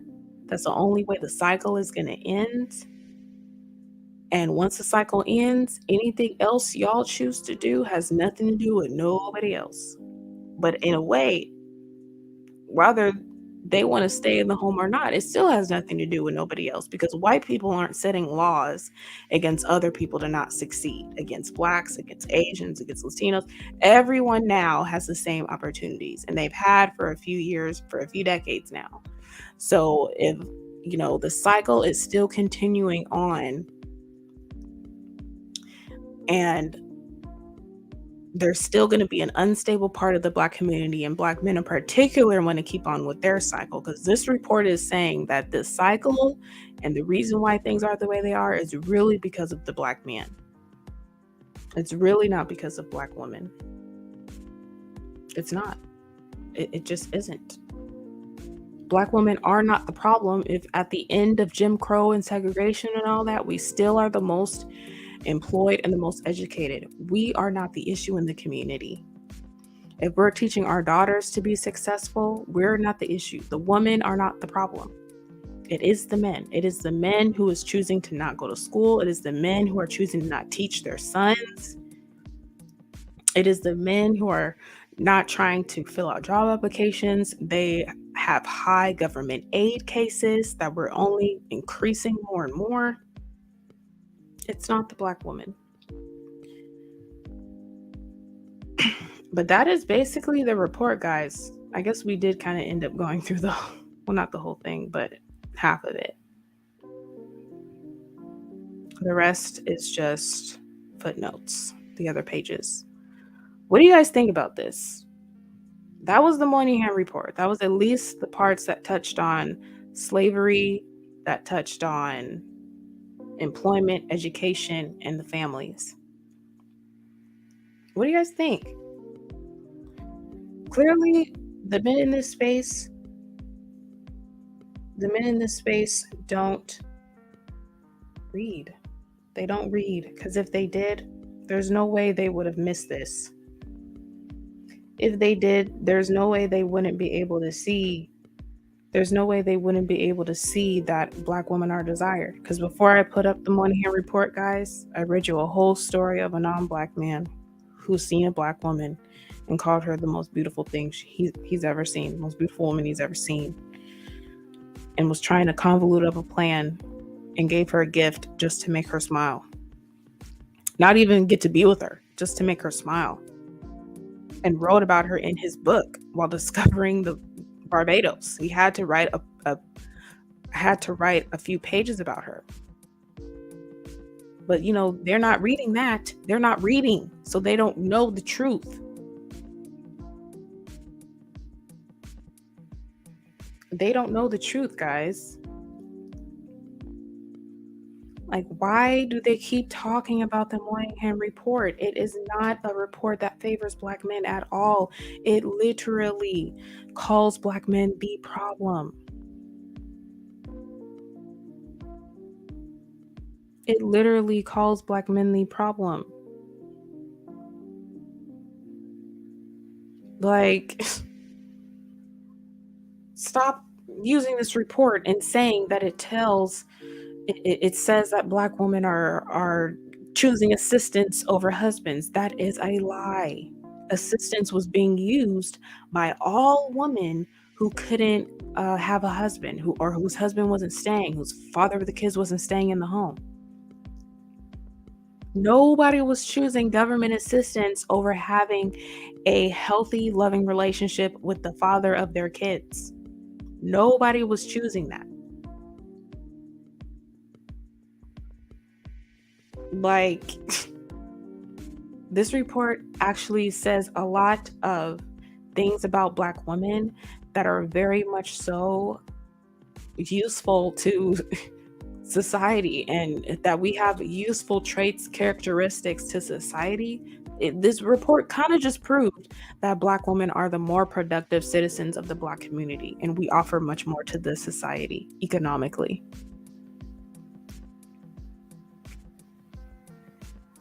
I mean, I don't know why these men are bringing up this report. It's really really stupid. It's really stupid. I don't get it. Should I drop the link? Does anyone want to come up and speak about this?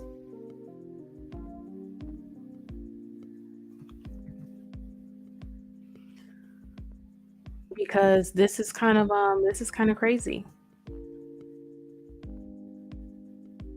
Right? I showed you guys two documents written in two completely different periods of life, and not one said anything negative about a Black woman. Not one. Not one. It actually pointed out the first one definitely pointed out good things. And then the Moynihan report, it points out good things about Black women too. It pointed out that Black women are seeking education and jobs more. They're training their daughters to be successful and productive. It didn't say that about Black men though. This is embarrassing for them. Like, why are you men using this report? I don't understand. And this is the lie that has been spread about Black women in the community for years, that we have been choosing government over our own men. Are there women out there that do abuse the system? Of course. There are plenty of people out there that are abusing the system. It's not just Black women though. Like, that's something that a lot of people do. But overall, that is not something that is exclusive to Black women. Black women are not solely the ones to abuse aid, and they're not doing it over husbands. Hey, Afrocentric, you're on the stream. How are you? I'm doing well. How are you? I'm doing good. So, what are your thoughts? My thoughts on this report and them using the report erroneously is that it's just the nature of the beast. And I think that the most important thing is that Black women know the truth about who they are. Mm-hmm. I don't think that there's for example, there's really no valid reason to have any type of debate with these guys, because Yeah. they're not actually trying to learn or grow. They only want to argue for argument's sake. And they also are not interested in presenting accurate information. So I think that their purpose oftentimes is to create chaos and confusion, and to devalue Black women to the point that they would accept less. It seems like they have a mentality to race to the bottom. They don't have any pride in themselves or women or children. So they don't take pride in accolades that Black women are able to achieve. They don't actually see them. They don't see us as an extension of them. They see us as competitors. So therefore, it doesn't really make sense to kind of go back and forth with their argument points to educate them, because they're complacent and actually leading the way on being misinformed, and they don't care if they're misinformed, because the objective is not to share information. The objective is to make you feel bad about who you are and to feel undesirable, because if you're undesirable, then you won't require anything of them, and they get to continue on being degenerate, and then there's no standard for elevation. So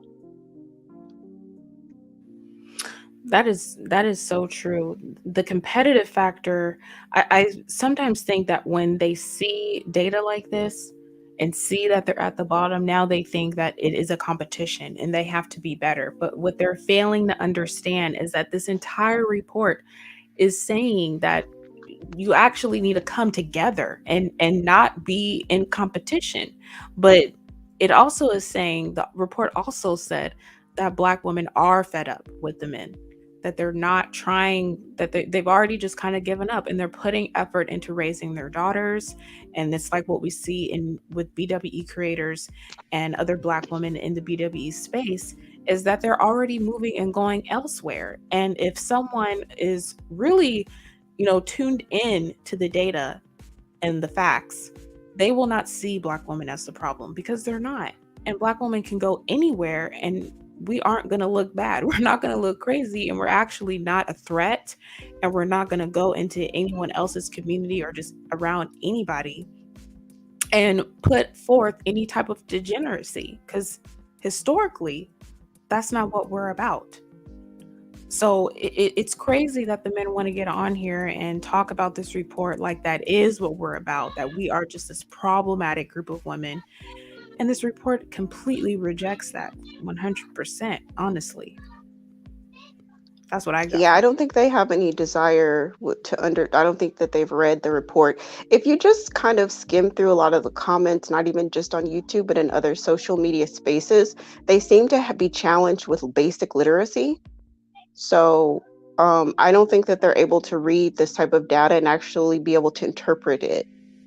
So this is just an echo chamber of regurgitating the same talking points, the same tired talking points that everyone's already heard. And literacy really is an issue among that group. literacy is a big issue. And even back then in the 60s, the study confirmed that uh, young Black boys who had no fathers in the home tested much lower than everybody, really. I mean, the girls who came from homes with just one parent tested low, but it was not as low as Black boys who came from single parent homes. So that's a big reason why none of them have pulled up the report in this way and interpreted it this way, because they can't.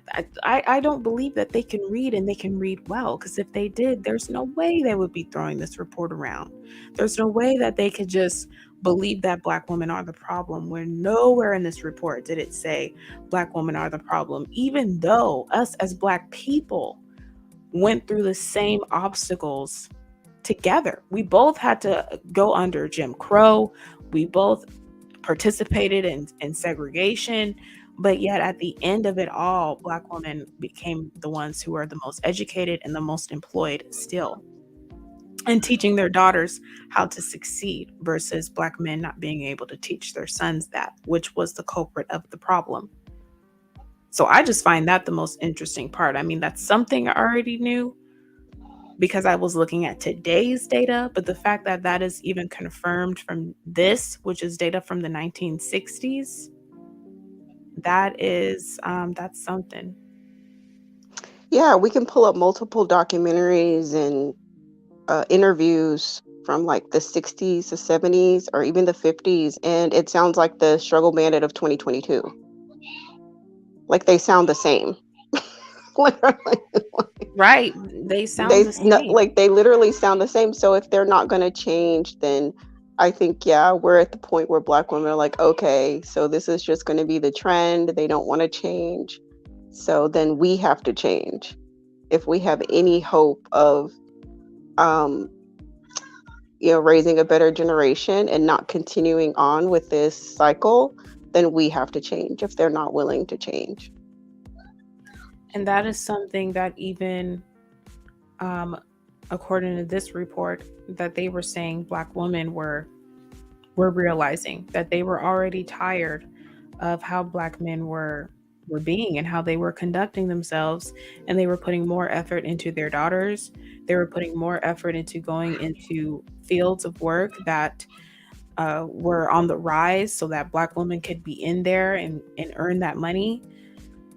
It's really no different than what Black women today are doing, particularly here in the BWE space. This has been going on. So it's so interesting to see the trends and how Black women from back then were I would say we're on the same we're on the same wavelength as Black women today in this space. Some of us are becoming a little bit more disassociated, you know. I mean, of course, you have the divestment community, but I think that there is a space that are saying, well, I'm going to just kind of associate myself with myself, because I think when we aggregate the data, like for example, when I was more Black male identified, more Black power, I would say that Black people are committing crime in the Black community. Black people are robbing. Black people are, doing gang activity. Black people, and then, but honestly, it's not Black people, it's Black males. So if you get to a point of saying it's not problem of Black people, it's a problem of Black males, and that passes the buck to them to own what they're doing. You know what I mean? You have to own what you're doing. So Right. even though we have a history of doing the best that we can, Black women are very resourceful. They're very gritty.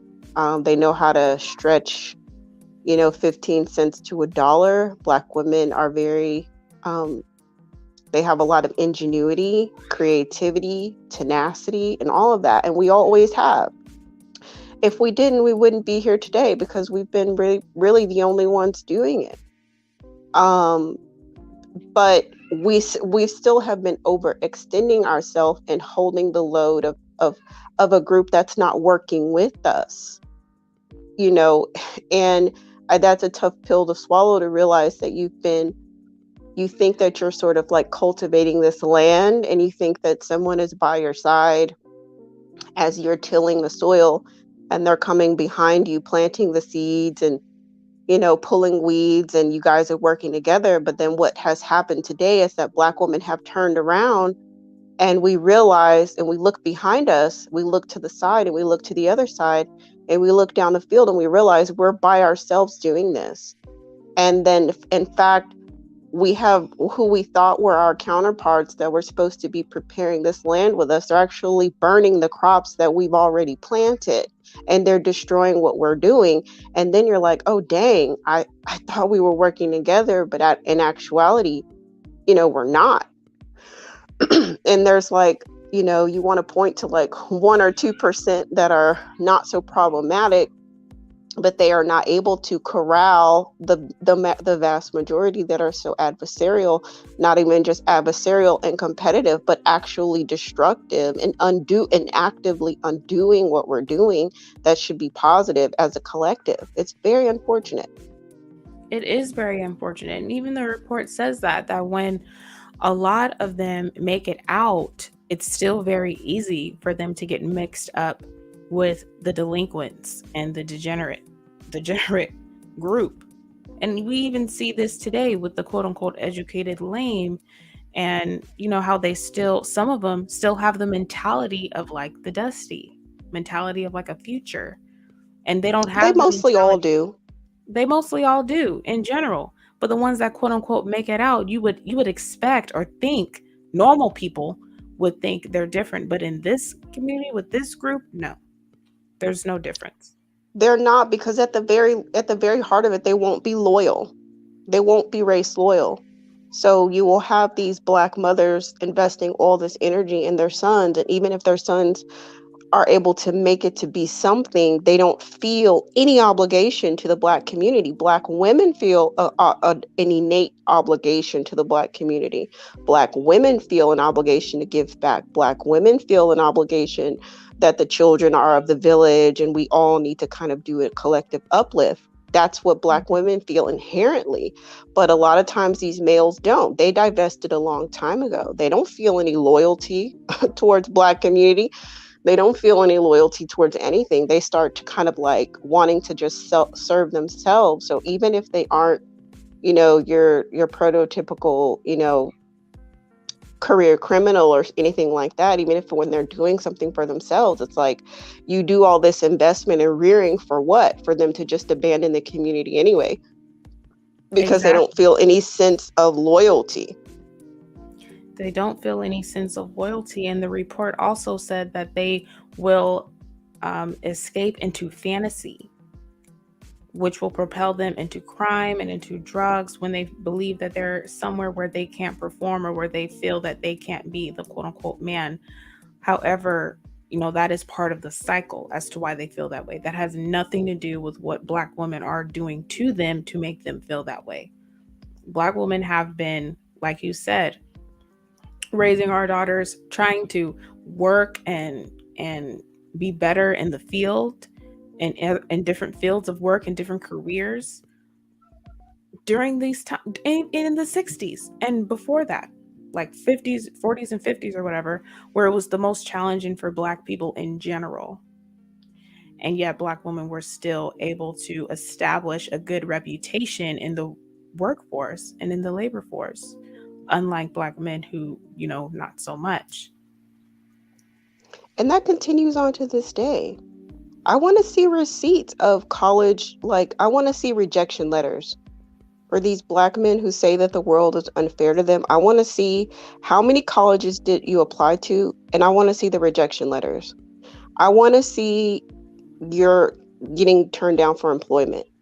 I want to see you, like, where's the letter that said that you didn't get qualified for the business loan? Where's the letter that says that you weren't going to be given the grant? I want to see that you're actually applying and trying. I don't believe what they're saying.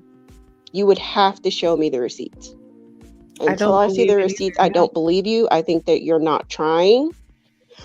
And you'd have to prove otherwise to make me believe that the world is conspiring against you to keep you subjugated. You would have to show me. And the fact is that they're not being subjugated. The report literally said that in the end, white people have didn't place any laws to keep anybody down, but yet they still choose to participate in the same cycle. However, Black women have not. Black women have chosen to go to school more and work more and teach our daughters more and more. And the Black men are still in the same cycle ever since segregation days up to the 60s, which was in the early 1900s era, particularly in the South.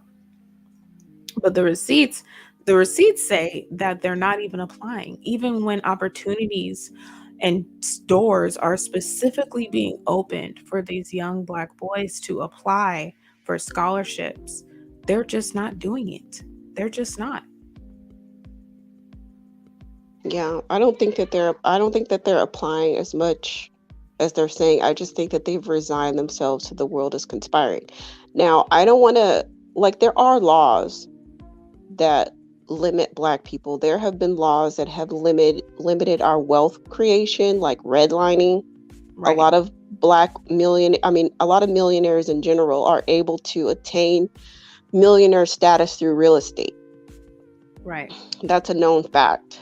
And Black communities have been redlined and underinvested in, and you can go anywhere today and look at different school districts and see the allocation of the resources are not going to the Black schools and the Black communities. They're not being upkept and things of that nature. Now, that is the hand of cards that we have been dealt.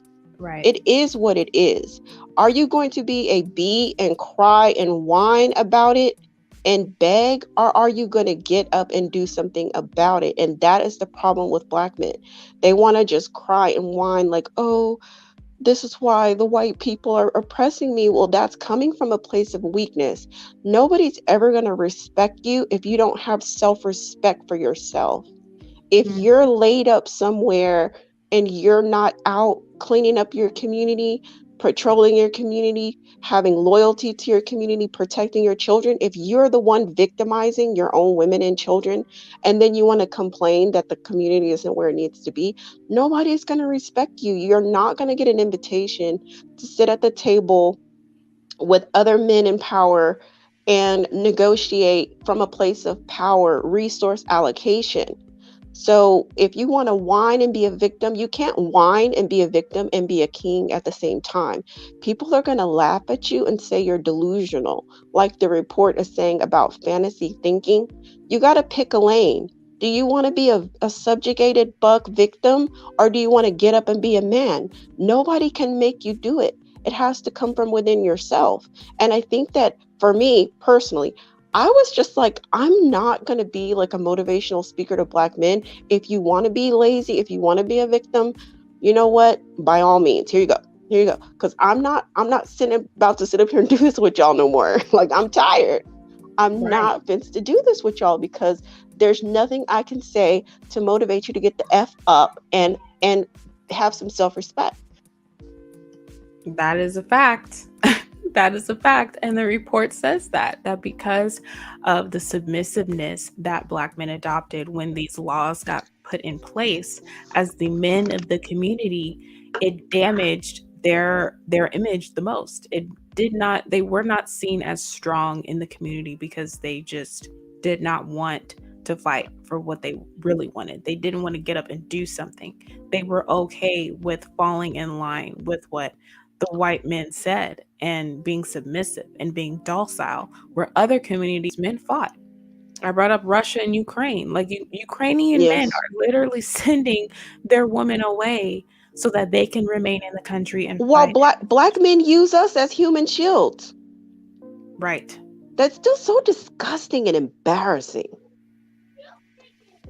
It's very embarrassing. And that is how men everywhere establish their manhood, by fighting for what they believe in, for their community, for what they love, by leading, by taking charge. And if you have a community that is, the men aren't doing that, it's going to turn into a matriarchy. It's, or just in general, a lot of women are going to be much more successful because someone has to keep going, like someone has to survive. And Black women are the only ones keeping the community alive, according to this report back in the 60s. And they're teaching their daughters to keep going. And I think Black women today have evolved to pretty much follow the same principles, but now do it for ourselves and no longer for a group that has shown throughout history that they do not care. Yeah, the traction is building of Black women sort of like just rethinking a lot of things, rethinking why am I in the situation that I'm in. And I think that every single Black woman can think to her individual situation, many of us, about how we were on the brink of excelling in some area of life, or on the brink of this or that, and how our associated with a bandit economically set us back or put us in the hole or messed up our credit, or got caught up with the wrong, and now you got a felony because you were associated with him, or you're at the wrong place at the wrong time. Like, there's so many, and so we're like, dang, you know what, my association with you is hurting me. Meanwhile, how do you repay me for my loyalty? You don't. You resent my loyalty. If I have you, I'm bad for being a single mom. But if I don't have you, I'm wrong still for not having you. So since we feel like we're in a place where we can't win, and it's like there's no end game there, it's a matter of stepping back and just reassessing, how are we going to go forward? Because if we continue in the dynamic that we have been in for decades or centuries even, we will get more of the same. We'll get more of the same. So I think that we're just at that critical point. I definitely think so. I think Black women are making moves. They have been, and now, like today, those moves are being redirected to what's really going to serve Black women genuinely for us. I think Black women before us were just trying to get by, we're trying to survive, trying to um, get through things. And now today, we are establishing, what's really going to work for us to be actually happy, genuinely and internally seek joy and peace of mind. And that's definitely from stepping back, stepping down, and anything else that we do has to just be for self. Releasing the responsibility of grown men. Yeah, I mean, not being we're like, responsible. I mean, they yeah, can't like even read. you're not gonna be your mom. You know, I'm not gonna like coddle you and be your mom forever. It's not our job. At the Great Resignation. Seriously, I mean, they can't even read this report to really understand how we even got here. And Black women have been on the rise. They're only going to be more so on the rise. And it is because of the things that were taught by other Black women dating back to the 60s on how Black women were instilling discipline, tenacity, and responsibility in the daughters. And it just got passed down even more. So, you know, the men have been behind in this community for a long time, and they're trying to spread lies and have been spending so much time making us look crazy, spreading I these think things that I online. think And that it only but I think that only works within us. Like we're yeah, within the Black community. I think that some women feel upset because they're doing this stuff publicly and all of that. But other communities looking in, they see the males as being disgraceful hmm, because they see it as because they see their women as an extension of themselves. When they see Black males disparaging Black women for no good reason and going in and praising other women, they don't see it as something's wrong with Black women. They see it as those males are disgraceful. They lack respect. I don't respect them. I don't see them as a man. So it's like the joke is on them, but unfortunately they're so obtuse they don't realize that the joke is on them. and it's been on them. That's the reason. It's been on them. Like there's so many other uh people outside of the community, that non-Black people, that are upset about this documentary coming out, that are also just confused on how, Black men can be out here saying the things that they say, doing the things that they do, and still wanting to be excused or have a good image when historically it has been bad, up to present day. It's never been very positive, ever. From the Hmm. time that they captured African slaves and there was the men did not fight, the other men saw them as easily conquered and dominated. And it's been that way ever since, unfortunately. But the women were never seen as a threat. Well, I think that the interesting thing within the Black community is that Black men don't make a distinction between manhood and what men are supposed to do in society. So Yep. they always sort of have this blurry line between the role of the woman in the community and the role of the men. So they'll say stuff like, you you can't take a hit, or you're too sensitive. They'll say things like that a lot. Like, step up to the plate, cam up, square up. Yeah. And they're saying this to a woman because they It's don't crazy. have any understanding of the delicate nature of a woman and like what her role is in society. So when you look at the conflict in Ukraine and they're like, get the women and children out of here, the men will stay and handle it. The men will stay and handle it. Um, it's an understanding. Okay, so you have a superpower that's sort of like trying to subjugate another country which is smaller and doesn't have as many resources. But even the men in that country understand the role of a man. Yeah. Women and children do not have the same status when it comes to a dominant group overpowering that group. Ukrainian women could literally marry a Russian and live happily ever after. Hmm. You understand? Because women are not a threat to a dominant society. In fact, you have Russian troops on Tinder trying to hook up with Ukrainian women right now, right now. So when we look at how Black women are able to survive under like the fact that our community isn't as resourced as other communities, and the Black community as a whole is dependent on on the dominant community, and Black women are able to survive in ways that Black men cannot. Because Black men are so obtuse and they don't realize the only way that you will ever gain respect is to build your own, and Mm-hmm. to gather enough fortitude to be able to negotiate with other groups of men.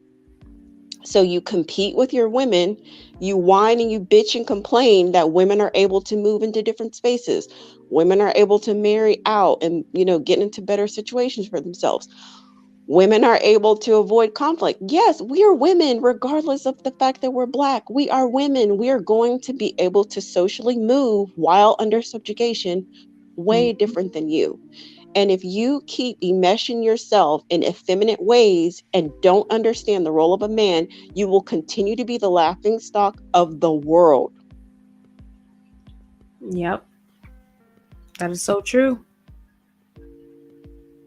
I don't know why they think that, that's that competitive mindset. They think that they can one up their own woman. Like the rest of the world thinks it is stupid. They thinks it is effeminate, and that is why they have always considered, Black men to be weak, because they would rather be ready to fight and debate, argue, whatever, with their own woman before they will with other men, and that is Right. very cowardly to everybody else. Yeah, there's so much jealousy because they're too tapped into being effeminate bucks, and they're so desirable to be, they're like they're desired like to be uh either like not themselves, they want to relate to other male groups who are in power instead of getting it for themselves. And it's not our responsibility. I think at this point, I don't think it's our responsibility to try to talk them into anything, because it doesn't seem like anything can get through.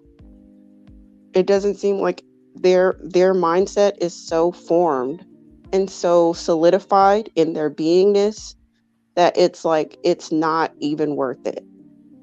I don't see how anybody can get through. I don't know that anybody can. No, they can't, because they're not gonna really want to read the facts. They have, like, the people in this space, particularly in that manosphere space, they have very strong confirmation bias. Like they don't want to believe things that aren't confirming what they believe to be true. Not even the facts. I mean, it doesn't make I don't But know. what are they trying to achieve over there? What are the main goals? To make Black women look stupid. Yeah, to get access to effortless sex, Yep. to obtain a maid and a cook. I mean, do they have any other aspirations that you've heard them explain? Mm-hmm. Nope. That whole I space. haven't heard. I mean, it Yeah, took me like 2.3 seconds to realize the goal was sex. I mean, anything else? Like, what else do you guys want? exactly. We're talking about building a strong community. We're talking about having a place to like have our children live in peace without violence. We're talking about access to adequate health care. We're talking about being able to birth Black children without Black women dying in the process. We're talking about educational opportunities and generational wealth and all of these other issues. Like, we have a lot of very tangible and like political change. We have very tangible goals over here on our side that are in depth and expansive and are life affirming. I've never heard them talk about anything beyond obtaining a servant and a sex slave. Mhm. Like, I've never heard them, you know, talk about anything of substance that they're trying to get. They're not good at relationship building, and it is proven in this report through the results that they receive.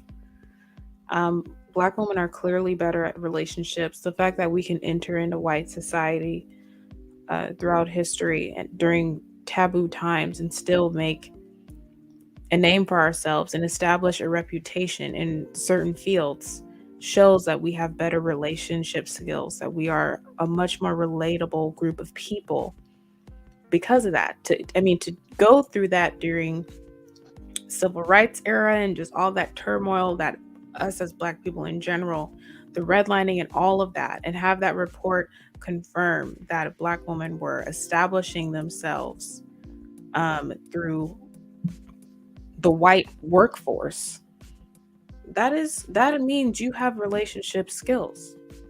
Not only do you have relationship skills, but you can easily get along with people that are different than you. You can find you have the skill to find common grounds. That is very, very important. Even in the other story I read before, the Moynihan report of the white man who, or whatever he was, or I think he was white, who went to Barbados and saw the most beautiful woman he's ever seen who was black in the mid 1600s. And all she had to do was smile, and he was so just amazed by her. Like, black women historically have never been in a hard group to relate to or a hard group to get along with across cultural lines. That is not in our history. And that's why it's important to bring these things up and to read, not just to talk about the men, but to talk about historically black women have exemplified skills that are much more useful and productive to society. And the beauty is just the cherry on top, according Yeah. to what these other men have said historically, And outside of I think that has everything to do with the fact that we are women. yeah. And like I said, women move around through subjugation very differently than men. Mm-hmm. So if a man shows up, other men are going to be on guard. Like, what do you want? What are you here for? What you trying to take that's mine? And it becomes this man pissing contest. That don't have nothing to do with us. But black men want to try to make us male identified, so we fight their battles. They want us on the front line when it's their battle to fight. It's their Mm-hmm. battle to fight. You have to earn your respect among other men. It's nothing that a black woman can do. You keep saying you want us to submit so that you can feel respect. Even if we submit to you in the house, that don't mean that the white man ain't gonna bitch slap. Excuse me. I don't know if you cuss on your channel, so It's excuse okay. me. I don't know if they're going to disrespect you in public, but if they do and you feel disrespected, that's in between you and that white man. And Yeah. there's nothing that black women can do to redeem you. You have to earn your respect among other men. And they're so jealous and effeminate that they're fighting and they're worried about lashes and weave and It's disgusting. makeup and all of this kind of stuff. When meanwhile, you guys are not helping yourselves. You're not out here dominating in any field. You haven't gotten together and say, okay, we're going to dominate this field. You can go to any city in America and find a Chinatown. Mm-hmm. Why is there no, why is Blacktown, synonymous with the ghetto? That Right. is the black man's burden. And I think that black men want to try to say that black women are the problem with the community, when it's like, no, it's a void of you guys. And our only fighting chance at this point in redeeming anything would be to eliminate, like, to disassociate from the Mm-hmm. problem, that since you guys don't want to take collective responsibility for what you're doing. It's like, well, then you would just have to get out of the way. Pretty much. Like, if I'm going to do it by myself, then I'm going to do it by myself, and I'm going to take the credit for it, period, because I'm not going to do the work and then you swoop in at the last minute and then try to take the credit for it. It don't work like that. Even if you did, you would still not, I don't think as a man you would feel a sense of accomplishment. You're going to feel very resentful about whatever we do because you didn't do it yourself. You didn't own it, you know? Mm-hmm. Yes. And I can just imagine, like, the successful things that black women were doing back during the time, the Moynihan report was written back in the 60s, and how we were excelling in terms of education and work and raising our daughters. And we were doing a lot of that alone, like with no man in the house. So I can just, imagine how much better Black women would be while still possessing those qualities, but this time with men that value family and are actually in the home. It's going to be a game changer. It's going to be a complete game changer. And this report, I think all Black women should read this report. If you're divested, whatever you plan to do, because it's really going to show you that Black women have been about the work. They have been about seeking better and doing better and being able to assimilate and strategize as well. Everyone else thinks that, having a quote unquote movement to do what you want to do, like, why is that necessary? And it's very necessary because there are a lot of Black women who have just been indoctrinated to believe that they can't do something, that also are around men who are illiterate and they have made them not want to also look around and read the facts. And we Mm-hmm. do need these movements, as simple as they are very necessary because they actually will inspire you to go where you want to go and seek what you've truly been seeking. Like, a lot of Black women, they want something, but they can't pinpoint what it is. They can't describe it. They can't define it. And these movements will do that for you. And then they'll also give you motivation and inspiration to keep going. But reading up on the history will teach you that Black women have always possessed the qualities to get whatever they need to get done. Yes, yes. You just said something very I feel like you hit the nail on the head when you said, Black women, like, just like know something being missing, like not quite knowing, well, what was it? Not Mhm. being able to kind of identify that missing factor, of just being less self-sacrificial, and more self-preserving, and how that will be a benefit even to our children, you Yeah. know? Parenting from a place of depletion has been the Black woman's mantra. Mm, Literally, like, parenting from a place of literally being on E or negative, because yeah. we don't put ourselves first. And there's nothing admirable about that. When a woman has a overflow and an abundance, she's going to be a way better mom. Whether she's in a Right. relationship or parenting alone, she's going to be a way better mom. So, Right. yes, a movement that says put yourself first can be life transformational for Black women. It absolutely can. And each individual woman living that lifestyle of putting herself first is going to increase the collective as a whole, as women do that, Mm-hmm. because we're going to have way more to offer each other. We're going to be, healthier, making healthier choices, engaging in healthier relationships. I mean, Mm-hmm. it's really the best. And like, I don't like to be around people who are self-sacrificial or who don't preserve Yeah. themselves. I would prefer It's to draining. relate to people who preserve themselves, because I feel more safe that they're self-preserving, that they aren't going to put themselves in harm's way. I know that there's a least likelihood that they're going to put me in harm's way if they won't put themselves in harm's way. So it ends up being safer for the collective if we are a group of women who are self-serving and self-preserving, rather than making these sacrifices for, um, unworthy entities, and things that are not, investing within. You think you're investing within, but they're going and, putting the resources out. You're like, well, why do I keep coming up short? Why do we keep coming up short as a community? Because the resources have been going out and they haven't been staying in and having an opportunity to compound interest.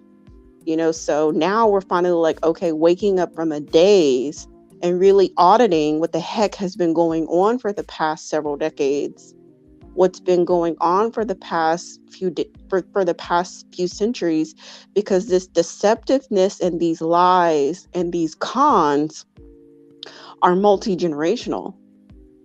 They're Yeah. multi-generational, and these cons have been created as a means of skirting responsibility and moving the goalposts and confusion and that kind of thing. There'll be so many times where they'll say, listen to what I say, but don't watch what I do. And there's all this like lack of like congruency with the what's being said and what's happening and what they're doing. And you once you start unraveling the cons, like that your mom was told, that your grandma was told, that your great grandma was told, and you just start auditing everything and kind of analyzing each talking point. Okay, were they really taken out of the home by the government? Okay, are you really being denied these scholarship opportunities? Are Mm-hmm. you really not able to assert yourself in the situation? Are you really not able to? And then so you start to really like analyze and be critical about each thing that you were told. And you're like, okay, actually, that was a con. That's not true. And this is actually what's true. And this is actually how I'm going to move forward. And if you want to stay in delusion, you are welcome to do so. However, I'm going to move forward with the truth and chart a new reality for the generation that's coming after us and for myself. Who knows if we'll see how much of it we'll see? Who knows how much of it we'll see? But we're already seeing such drastic improvements, among the lives of Black women. Like I've just see on so many different fronts, Black women not engaging in some of the stuff that they were engaging in and realizing that, I'm worth more. I can do more. I deserve more. Right. Yeah. I think from the other piece that I read much earlier in the live of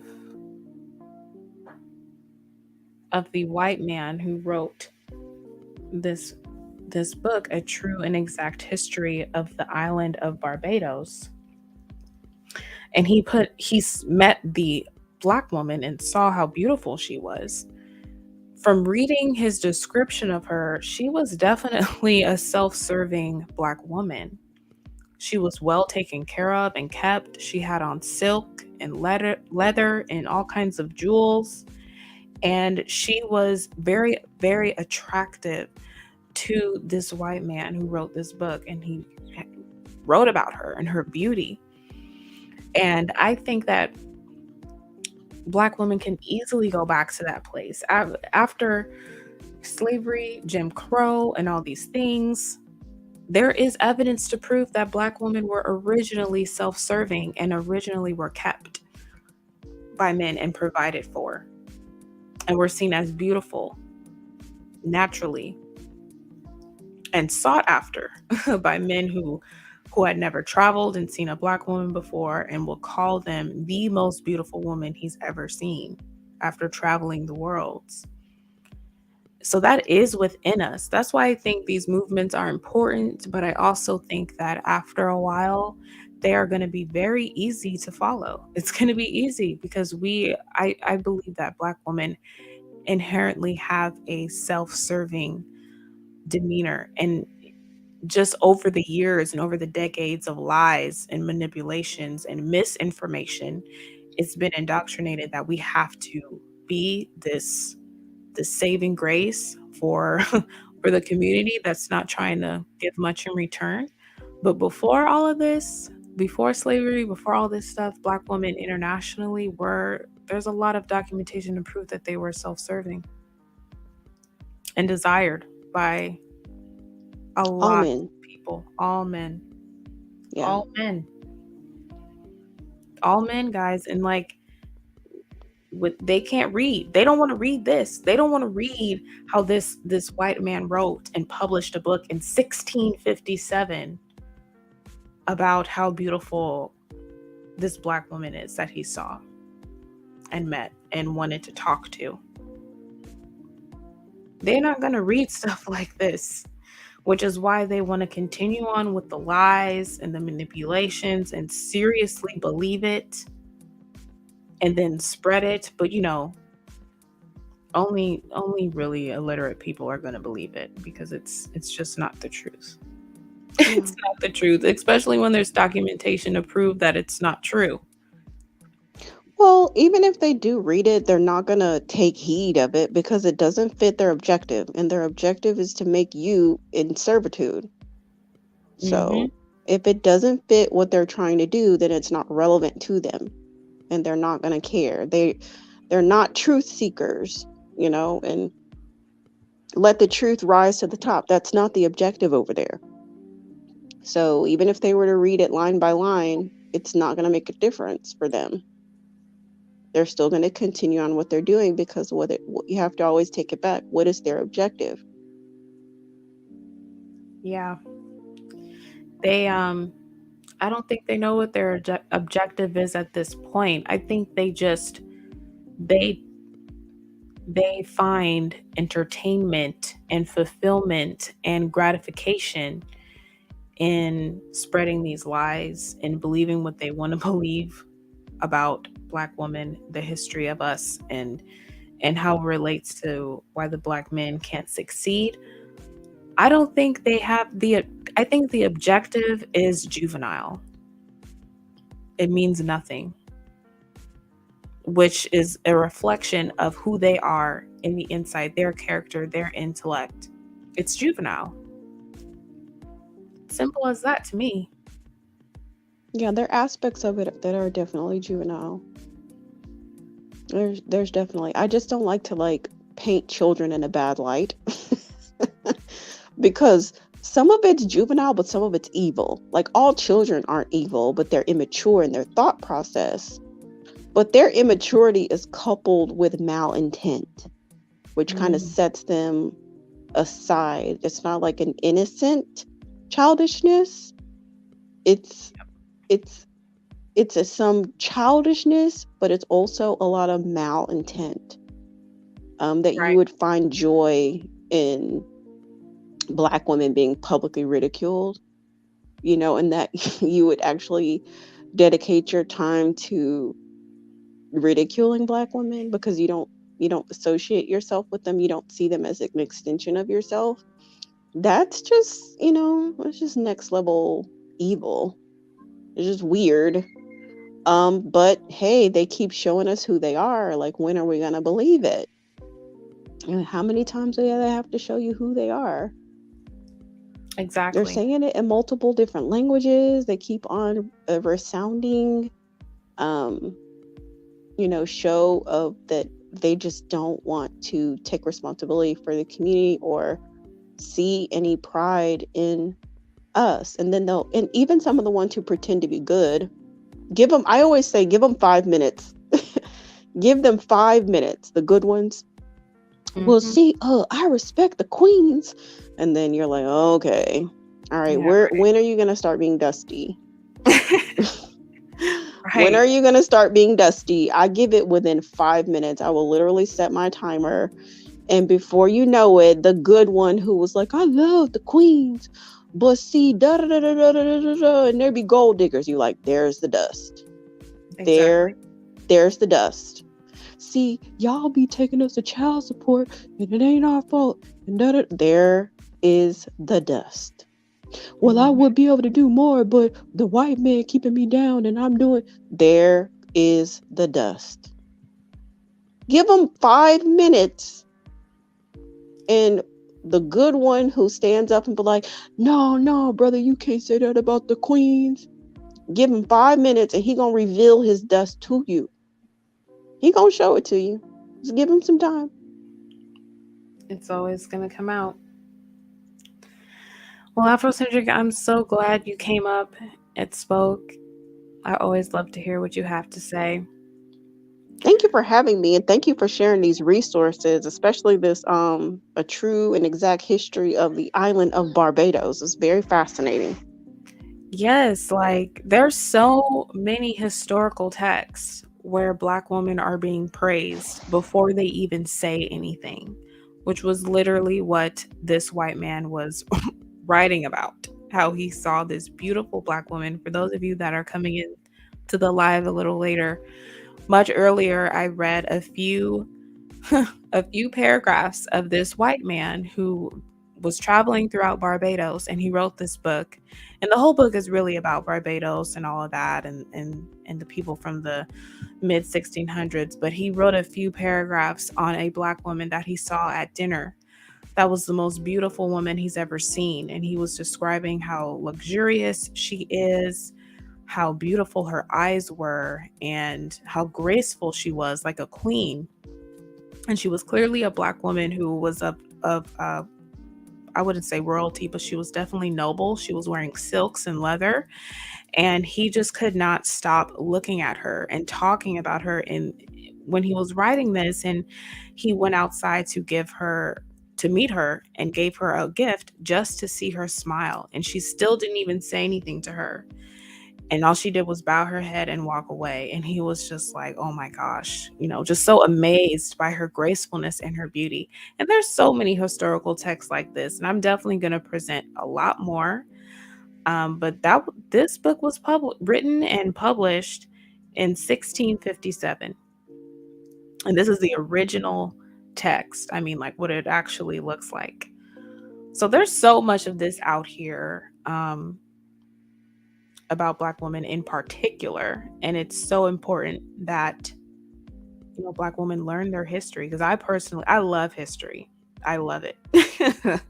So I'm always going to pull up something, um but this just goes to the fact that the men who have something to say about black women the most, they don't read, because they're clearly not reading historical texts on what we were originally seen as to other men before slavery.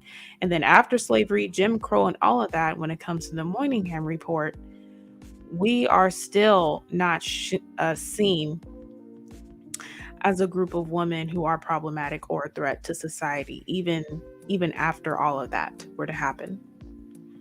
But they don't really read the reports, so they wouldn't know that. They don't read historical texts, and they clearly don't read data, and they don't read the data they actively talk about on here. Because if they did, they would not believe. Nothing in this report confirms what they say. Absolutely nothing. It's all fallen onto the fact that the black men are weak in this community, and that is really how we got here today. But black women, however, have remained strong, and they have been able to produce and hold things down in general for the sake of the children. And today, all we see is black women using those same skill sets to now serve themselves. Because before all of that, before slavery and all of that, black women were self-serving, and they were kept, and they were luxurious. And that is exactly what was described in that History of Barbados book from that man. Pretty much. And we're just getting back to that. That's all that's really happening that I see in today's time with black women. So I just wanted to say, I just wanted to thank you again for sharing these resources and your perspective on everything. And then I'll just allow you to either close out your show or do how you feel with your show. I'll drop off. Thank you, Afrocentric. Appreciate you coming on. All right, guys. Well, I've been on for about 2.5 hours. Saturday. Ladies, get outside, child. Get outside. Okay. Go sit at a cute little bar and order yourself a little appetizer and a drink, and mix and mingle. And put your little makeup on, your hair, get cute. Wear a cute little dress. Go for a walk, take a drive, go to the library. I'd be going to the library. But, I just wanted to show you guys this stuff because this is very important. This is very, very important, and I will continue to show you guys this stuff. I will continue to prove over and over that we have never been the issue. And I actually want to show you guys more things that don't have to do with Black women in slavery and Jim Crow and all that other stuff. I want to show you guys things of how Black women lived when they were living their best life before all of that crap happened, right? The real life of Black women before anybody was captured, right? And you can read about that more in this book, in the history of Barbados, where Black women were praised for just existing, literally that. All right. So like the video if you ladies haven't. Comment down below what you guys think. Thank you so much for watching. Have a great weekend, and I will talk to you ladies later.